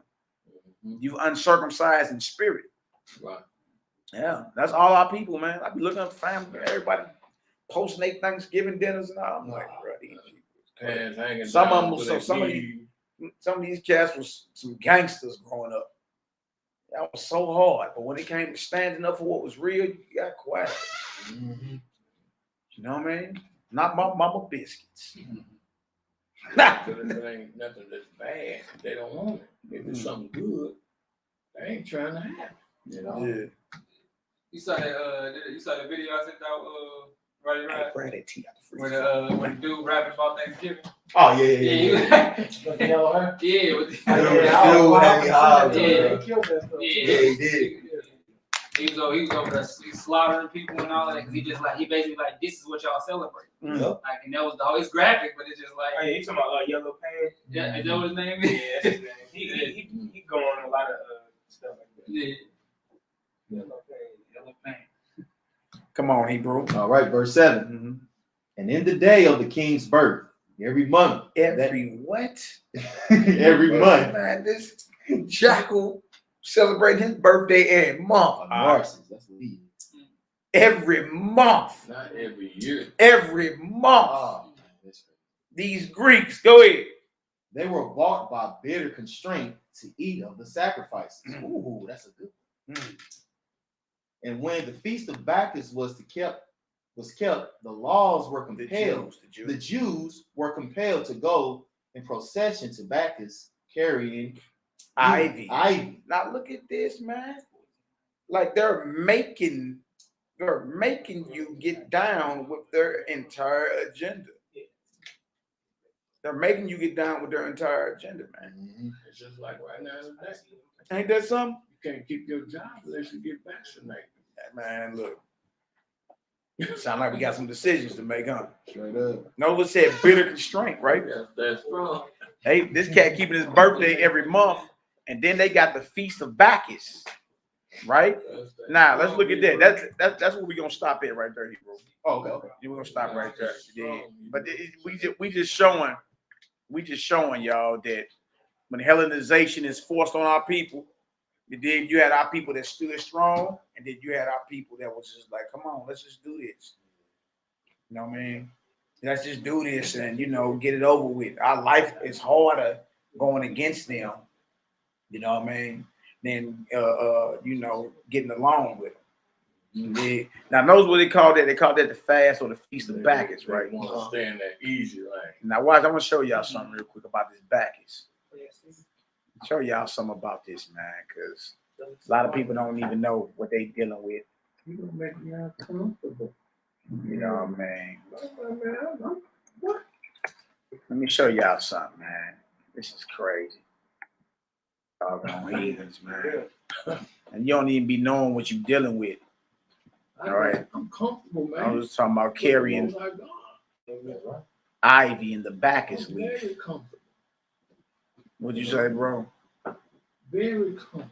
Yeah, you got to be comfortable around here. Man. They don't know how comfortable it is on this side. Man, look, you got to. They don't know. You got to be, man, look, bro. With the program. You got to be all in with the Almighty. That's right. Lay it on the table. Let me see if I can find this. One thing I didn't just, even about just comfortability, man. Like, I didn't even brought out our comfort zone so much. I don't even look at being like comfortable, because when I think comfortable, I think of like getting like access to like, I don't know, just stuff coming in that don't need to be in there or whatever, like the bathing and anything or whatever. But getting comfortable, you get like stagnant, basically like I'm cool right here, I just play it safe, Man, I'm so dang. I don't celebrate this stuff no more, boy. Like I went to work one day, I was like, why is everything closed? You hear me? But then knowing that it's Thanksgiving, right? I was like, dang, I'm tripping. I'll be forgetting, bro. We just had to look up. Come over for Thanksgiving weekend, then when we get home, we don't be like, hold on. We're like, we both had we looking up on Google, man. Hold on, when is Thanksgiving? That's how serious it is. Bro, that's how much you turned your back on the world. That's right. That's the thing, because I show you guys. I had to be reminded that all praise. I had one of my friends take on my life. Let me show y'all some of this. And it's a blessing. It's a blessing. Here, let me show y'all with this Bacchus, because it said they was carrying the Bacchus leaf, right? Now, let me show y'all this real quick. Comfortable in His way, in His love and guidance and understanding, wisdom, knowledge, and proper. I look at this, y'all. This right here is an image of they look God Bacchus. Remember, they were trying to make the Jews or the Israelites Bacchus, right? Carrying ivy in the procession of Bacchus. That's what we read, right? Now look what the leaf looked like. Good night. Look what the leaf looked like. Look at that. The Bacchus leaf. Now it's crazy. The crazy part about this is this. The crazy part about it is this. What's that shape? Like a so-called heart. Yeah, that's one of them hearts. Ain't that crazy? So they, But your heart don't look like that. no. In your chest, your heart don't look like that. So what make you think that this is a heart? Who told you that? That's their symbol of. Who told you that's a heart? Of some heart that they didn't put programmed in our mind. Who told you that's a heart? That's what I'm saying. Like if in our minds somebody asks a little child to draw a heart, more than likely they gonna draw that picture right there, that image. You understand? But for the masses to believe that's a heart, that had to be programmed in you. Yeah. But then when you look at your heart that's in your chest, it look more like a fist. That's a Bacchus leaf. Dang. Remember we just read about the Jews had to carry ivy in the feast of Bacchus and all that? Yeah. That's what that is. That's not no heart. That's a Bacchus leaf. Bacchus. Or what we just read in 2 Maccabees 6. We just read it. Yeah. Then we just read about Bacchus. Wow. And that's read that again if you can. That one verse. The leaf right there. That's the leaf. Oh, okay. Look, y'all, it's not hard at all for you to believe that you've been lied to. Right. The world believe that's a heart right there. Right. That's the shape of a heart when in actuality your heart look more like a fist with ventricles and all that, and arteries in it, correct? Yep, correct. This is not a heart. Then why do the world believe that's a heart shape? Mm-hmm. Yeah. What did it say about Bacchus in there, bro? Yes, sir. What did it say? And in that day of the king's birth, every month they were brought by bitter constraint to eat of the sacrifices. And when the feast of Bacchus was kept, the Jews were compelled to go in procession to Bacchus carrying ivy. That right there. Boom. They had to carry that. Dang. Had them little had like vines of that wrapped around their head. Had little crowns made out of them shapes and all that. Dang. That right there. And you be seeing them on them other little Greek looking shows. They had a little. So that's his symbol. That's his symbol. That's the symbol that you think a heart is the symbol to the Greek god Bacchus. That ain't no heart. Because your heart is like a fist with ventricles and different arteries up in it. Your heart don't look nothing like that. So who convinced you that was a heart? You see that? Look, that's proof in itself that you've been Hellenized. Because somebody asked you to draw a heart, that's what you're going to draw. Exactly what's going to happen. You ain't going to draw what your heart look like in your chest. You're going to draw that. And that just so happened to be the symbol of a Greek god. Greek culture is Hellenization. Every time we draw a heart, we're drawing a Bacchus leaf. A Bacchus leaf, which is the symbol from a Greek god. Yeah. Which we shouldn't be even in dealing with. There you go. So not to cut you off, but we be like, I heart you. Yeah, like, I love you. I love you, but have like the heart, I heart you. Like it be that, but it just red. You know what I'm saying? I Bacchus you. I Bacchus you. And they got the babies throwing up hearts and everything. Exactly. Like my YHWH'S say, heart likes on social media. Remember the little heart symbol everybody pushing? That's the symbol of Bacchus. You don't even be knowing it. How valiant of your Valentine. You hear me? And now again, Valentine's Day is coming up. Everybody gonna have a little heart symbol. Bro, that's Bacchus all day. That Greek god is gonna be swooping the earth. Valiant. Just rename. Hey man, look. Hellenization. So somebody, nigga ain't Hellenized. Nigga ain't. Bro, draw a heart for it. Got it. Let's get it. Exactly. You feel me? And guess what he gonna draw?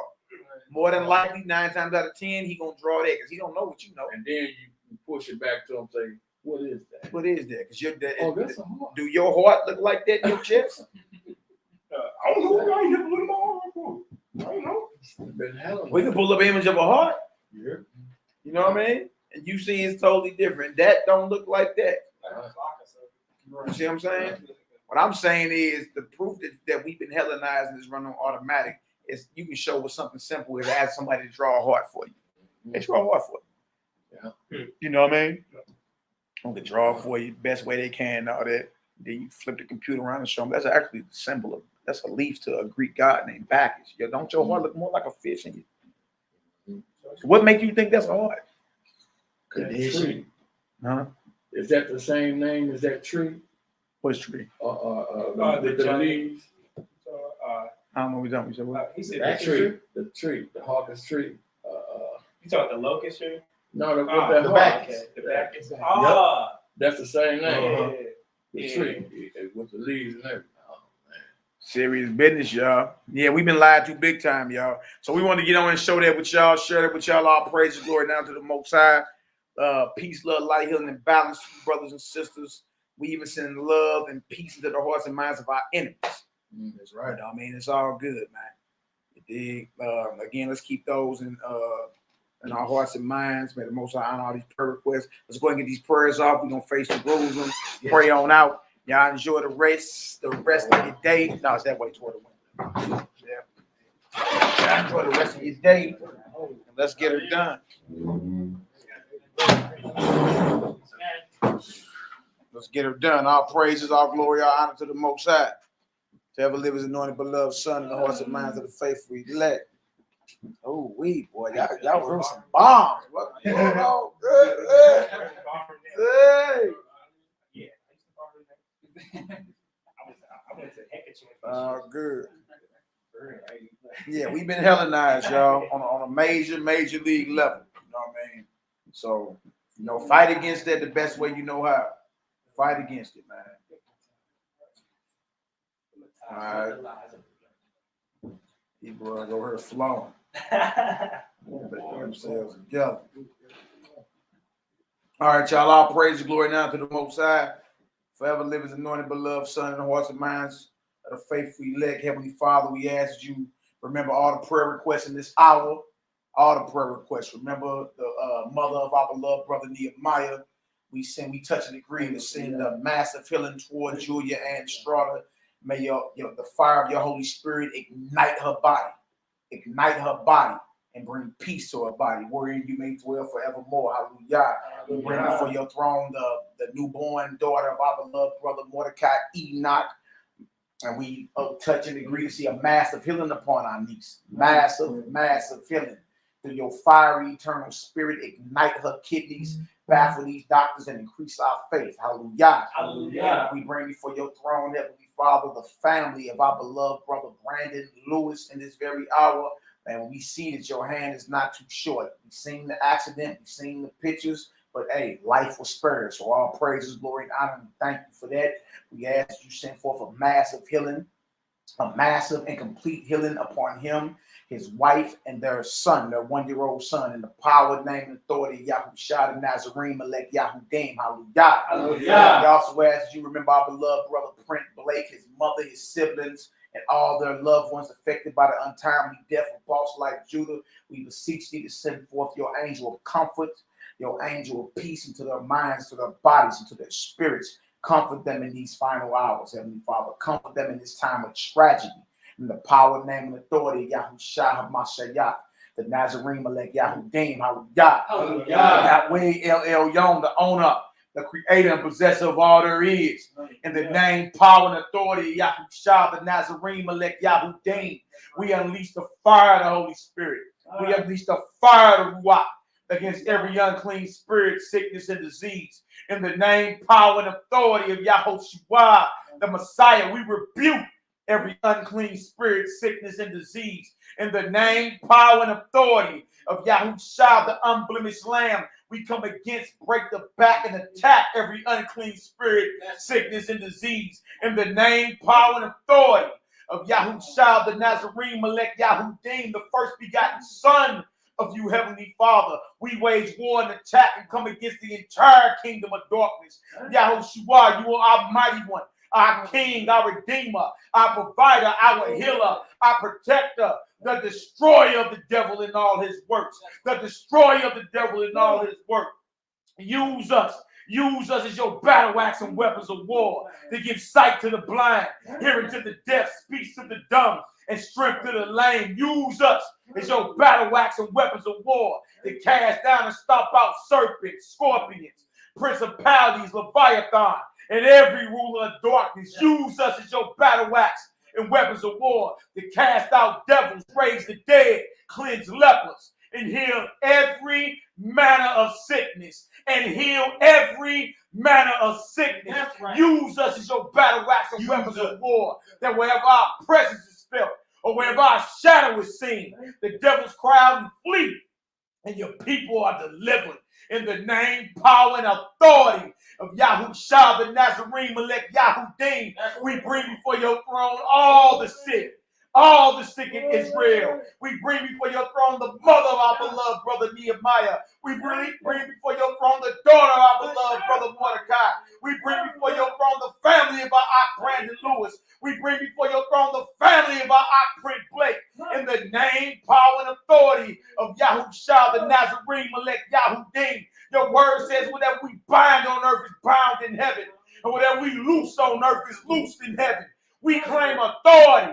We claim authority in the Messiah, HaMashiach, who is seated at your right hand right now. Right now. Right now. Right now. Right now. Right now. We loosen all your ministering angels of health. Command them to rain down a healing that is complete, a healing that is understood right now. Right now. Right now. Right now. Right now. Right now. Use us as your battle axe and weapons of war to come against an attack, to break the back and bind up the strong man, to bind up all these plagues, to bind up all these sicknesses, to crush the coronavirus and the ferment that's plaguing the minds of your people. We declare them all powerless.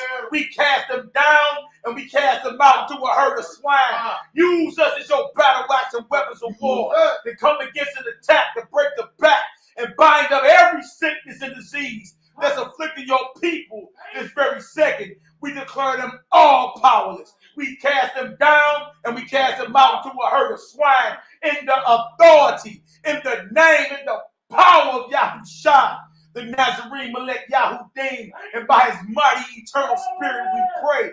Yahweh El Yahweh Zebaoth, master of the heavenly armies, we loosen all your ministering angels of warfare. Command them to rain down and crack the skulls of all these sicknesses. To rain down and crack the skulls of all these plagues that is plaguing your people this very second. Command them to establish and protect the border around us, your saints. Command them to come against, confound, and put down every sickness and unclean spirit that is in opposition to the well-being of your people. Command them to render a judgment in our favor right now. Right now. Right now. Right now. Right now. Right now. In the name, power, and authority of YAHWH HaMashiach, and by his mighty eternal spirit we pray. Yahweh, Yahweh, El Yahweh, Yahweh, we loosen your ministering angels of provision and blessings. Command them to shower us with the blessings of Abraham, your friend. Command the blessings of Deuteronomy 28 to chase us down and overtake us. Command the Ruach HaKodesh to give us a continual overflow of your spirit. Command the fruits, the gifts, and signs of Ruach HaKodesh to chase us down and overtake us. That wherever the sole of our feet tread, we may boldly declare, the kingdom of heaven is nigh. Right now. The kingdom of heaven is nigh. Right now. The kingdom of heaven is nigh. Right now. Accept our prayer and accept our petition. In the name, power, and authority of YAHWH, the mighty Messiah, we pray and we declare war against the kingdom of darkness. Hallelujah! Hallelujah! Hallelujah! Hallelujah! Hallelujah! Hallelujah! Hallelujah! Hallelujah! Hallelujah! Hallelujah! Hallelujah! Hallelujah! Praise the mighty Yahweh! Real thing there. All praise. All praise. All praise. All praise. Yeah, whatever. We declare war. All praise, all praise. All praise. Hallelujah. Thank you. Set off a nuke in the spirit. Y'all know how to do it. Yeah. Hallelujah. Set off a nuke in the spirit. We declare war. That's right. Yeah, we get her done. All right, brothers. All praise. All praise. Hallelujah. Hallelujah. Yeah, that's right, big boy. Hallelujah. It's very cold. Hallelujah. Hallelujah. already know. Praise y'all. the mighty Praise God, the mighty YHWH. What's Thank cold too is that even my thoughts Hallelujah. right now, like you know when you get those thoughts where you praying like the enemy just attacking you now. Yeah. Man, I don't even be getting that as much. You know what I'm saying? Okay. Like my mind be clear. Now I can envision myself in the realm, you know what I'm saying, of the spiritual or whatever, you know? Yeah. So like, yeah, my thoughts just like, it feel like I'm not just sitting there with my arms out. It's just like, now I'm really tuned in to the, to the prayer. Yeah, it's like I can feel it. The whole ruach is grabbing hold to you. Absolutely. And hold to you. I got these last words with you. Yeah. Dang, baby. Hallelujah. Hallelujah. Hallelujah. Praise the mighty God Yahweh. Yahweh. And His only thing God Praise it. Hallelujah. All praise. Yes, sir. The mighty God. Yes, What's sir. What's up with path, the narrow one. Fam? Yes, sir. What's up with the fam? Praise the mighty God. Shalom, fam, in the chat. Shalom. Yes, sir. Hey, look, peace be with the family. You know what I'm saying? And look, Kingdom of Heaven is within us all. Praise the mighty. Yeah, I ain't really got much to say for real. I ain't really got much to say, but just continue striving for truth. Continue striving. To find yourself, and then when you find yourself, become yourself and be yourself, man. Be yourself, man. Understand that we all got our own roles. I can't be Roddy Rod. I can't be Darius. None of these brothers can be, you know what I'm saying, who I am. A tree, you know what I'm saying? It can't be nothing else but a tree. You feel what I'm saying? But the tree's purpose, it brings fruit, you know what I'm saying? It brings oxygen, you know what I'm saying? So it's just like, look at the purpose of the tree. Yeah, that's what's up. And then when you look at yourself, you see that like, look, when you play your role, that is good. And everybody plays their own role and be who they are, it'll bring harmony to the world. Just like he said, the tree got many branches and many limbs. Everybody has their role. Everybody got their role, man. You know what I'm saying? Just, hey, look, stay solid, stay true, you know what I'm saying, to yourself. Stay true to the Most High. You know what I'm saying? He's within you. You know what I'm saying? He's within you. What's his promotion, man? One thing that I've been learning a lot from just life in general. I ain't even been like picking up no books. I've been none of that. You know what I'm saying? Life been really teaching me like all the things that picking up a book, man. I have. I am the book, man. You've been picking yourself up. I've been picking myself. I have. I can't even lie. You know. So life just been teaching me a whole bunch of like things that I didn't already knew in my mind, like, you know what I'm saying, but I just never applied it to my life. Like all the things that I didn't taught people, all the things that I didn't preach to people and gave advice to people, like all that advice, life just brought it back to me full circle or whatever. Like now you do it. You know, practice what you preach now. But that's the thing in my life now is like practicing what I preach. You know, like when it comes to how to deal with you know, like depression or deal with all these emotions, like, you know what I'm saying? I just been I used to teach people how to, you know what I'm saying, do that, but now it's like, but for real, I didn't really understand it. I didn't really understand what I was saying. I was just saying it because it sounded like it was the right thing to say, which it was the right, I was a parent. It sounded like the right thing to say, but now like, it's like, now life just showed me, all right, here, you do it for real. You know what I'm saying? Now do what you was telling others to do or whatever. You know what I'm saying? So like one thing that I learned was just the other day ago, just like about attraction. Like never become too attachment.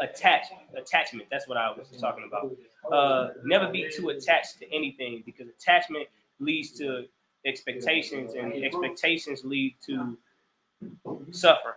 So like, you know what I'm saying? Just different emotions that I've been going through just in my life or whatever. And I just been learning how to deal with them. You know what I'm saying? And I don't run from them. I don't hide the fact that I get angry. I don't hide the fact that I get sad at times. I don't hide that fact, and I don't run from it because it's people try to make it a bad thing. Like you have a demon because you get mad. Like people try to we blame Satan too much. You know what I'm saying? We blame demons and all that too much instead of looking within ourselves and seeing like, look, one thing that I just didn't learn from just life is that like you are responsible for how you feel. You know what I'm saying? And you create your own happiness. Like I can't give you happiness. I can't give nobody on her happiness. I can help you manifest happiness, but you have to create it yourself. So yeah, that's just what I've been just trying to go with the flow. Been just trying to master my emotions, you know, like, and not let I don't know, just staying true to myself. Staying true to myself and just staying solid, you know. Even with my music and stuff, like I feel like I changed. I'm kind of venting right now, but it's all good. We can do that. Like with my music, I feel like I changed even the style of my music to appeal to the conscious community or to appeal to brothers around me. Like, dang, will they accept this or whatever? When these are raw emotions that I'm having within myself. You know what I'm saying? And my emotions be making the best music or whatever, you know? And I'm only, even just talking about the music, I'm saying like, look, for everybody in here, express yourself. Know how to learn how to express yourself. Be you so you can express you to other people. You know what I'm saying? And don't be afraid to express who you are to other people. I'm not you. You're not me. I'm not nobody else. I can't be nobody else. So at the end of the day, it's like, do you? You know what I'm saying? Do you? A lot of these times, like we want people to believe how we believe. You feel what I'm saying? It's just like, hey, look, truth is different from to me than it is to you. You know what I'm saying? Like, so just always stay true to yourself. You know what I'm saying? And don't let anybody's opinions like tear you down from being you. You know what I'm saying? So like, yeah, that's just some stuff that I can learn from you. Leave with some bars. That, I mean, that's cool. You know, that's cool. That's cool, man. That's cool. Yeah. I seen that dude fight 1, fight 2. But see, the thing about it is the nation of Israel. See what bars I want to hit. And our body for being strong. 7 a.m. Wake up in the morning, wow. Everybody snoring, sun scorching through my window. Started with an intro. You know how it go. With no other words, I just bless the King and Mother Earth. I just bless the King and Mother Earth. Stay focused. Dang, I forgot what I said after that. Mother Earth gonna have a lot to do with you know what I'm saying? When asleep, I had a dream on how my day would be. A selected, chosen path on how I'd get from A to Z. Don't know what's in store for me, but patiently I wait to see. Thankful I ain't died while I was resting. What a great relief. As a kid, was unaware whenever danger creep. Even with my conscious mind, I still battle complacency. Caught on God to take the lead. My peak, we gotta aim to reach. I phase between life and death. I will always reign supreme.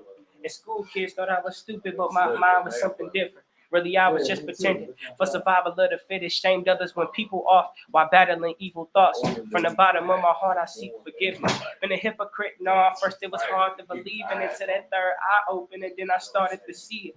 All the pieces, MELCHIZEDEK to the Garden of Eden, the laws of sowing and reaping, then karma caught up with me. I go within for entertainment, reminiscing no phases from different ages. Though I'm bigger now, want to go back to my inner child. Been a while since I had imagination, left earth and touched bases to relieve the frustration. Man, I need to just chill. Look, sitting out in nature, Letting all the flavor of Yahweh grace my taste buds. Message for the haters today, you go up in prayer. Nothing major, I go by the commandment to love your neighbor. Conversating with angels during my daily communion. Plenty mistakes I've been making, but every day we improving. I see the hate be consuming the things that make me a human. Feel like I'm caged in the zoo without keys for breaking me loose. Meditate in the morning. In the evening we floating, but they gon' call it witchcraft, cause that's a preconceived notion. All these wolf and sheep clothing that hate been keeping me going, but I send peace with thee. Reason be, I don't think we opponents. Gotta vibrate higher when you at your lowest. Just know you can split the seed with the staff of Moses. See, I rep the kingdom without being braggadocious. To reach your full potential, you gon' have to focus, work on master knowing you, and just build. Sit with it. Dave, you got anything to say, bro? And shalom. Peace. It's all good, man. It's all good. It's all good. I was sitting on there just venting, man. You know what I'm saying? Yeah. I feel you. I was getting it off. That's all good. Peace to the family, man. Just get it. Please don't insult my intelligence. Yes, sir. Just because I'm brown, you bring me down. Like, I can't think. Like, you can swim, but I will sink. Like, colors on the outside overshadow the fact that every brain is pink. You better watch that. Because if you judge my mind by the color of my skin, then you have to accept what comes with that. Because my brain is a mother supercomputer. Shit, I just ain't learned all the functions yet. Please don't insult my intelligence. Because if you coyotes get wild E, I can show you a road runner that can really run this road that's fast. Plus my words hold the aroma of incense, so I need mental payments in sense. Since you ain't got sense enough to sense my intelligence, that's cash. That's tight. Plus I'm in my prime, mate, so don't ever again compare me to a monkey. I'm not a primate, more like a steak you want to eat prime 8. Message, go ahead. So don't cause an intellectual beef with this bull you cow, or I can smash your pumpkin jack and really act a donkey. That's an ass. Please don't insult my intelligence. Time after time I can fully manage to show my eloquence, and even elephants seem to need to be elevated in a room with this woolly mammoth. Look, it's not true, bro. Hey, peace be unto you, bro.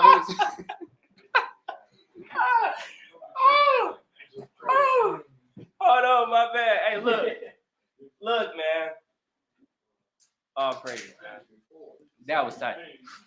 He said, I'm in my prime, mate, so don't ever compare me to no monkey. You prime. Oh, stop. Hey, man, stop it, man. Stop it. All right, look, man, all praises, man, to the Most High, you know what I'm saying? Don't stop till you eat not. Don't stop till we see y'all. Hey, bro, that was hard. I ain't gonna lie to you. Whew. Whew. Hey, dang. What? Hey, that was we just gotta take a moment of silence real quick, you know what I'm saying?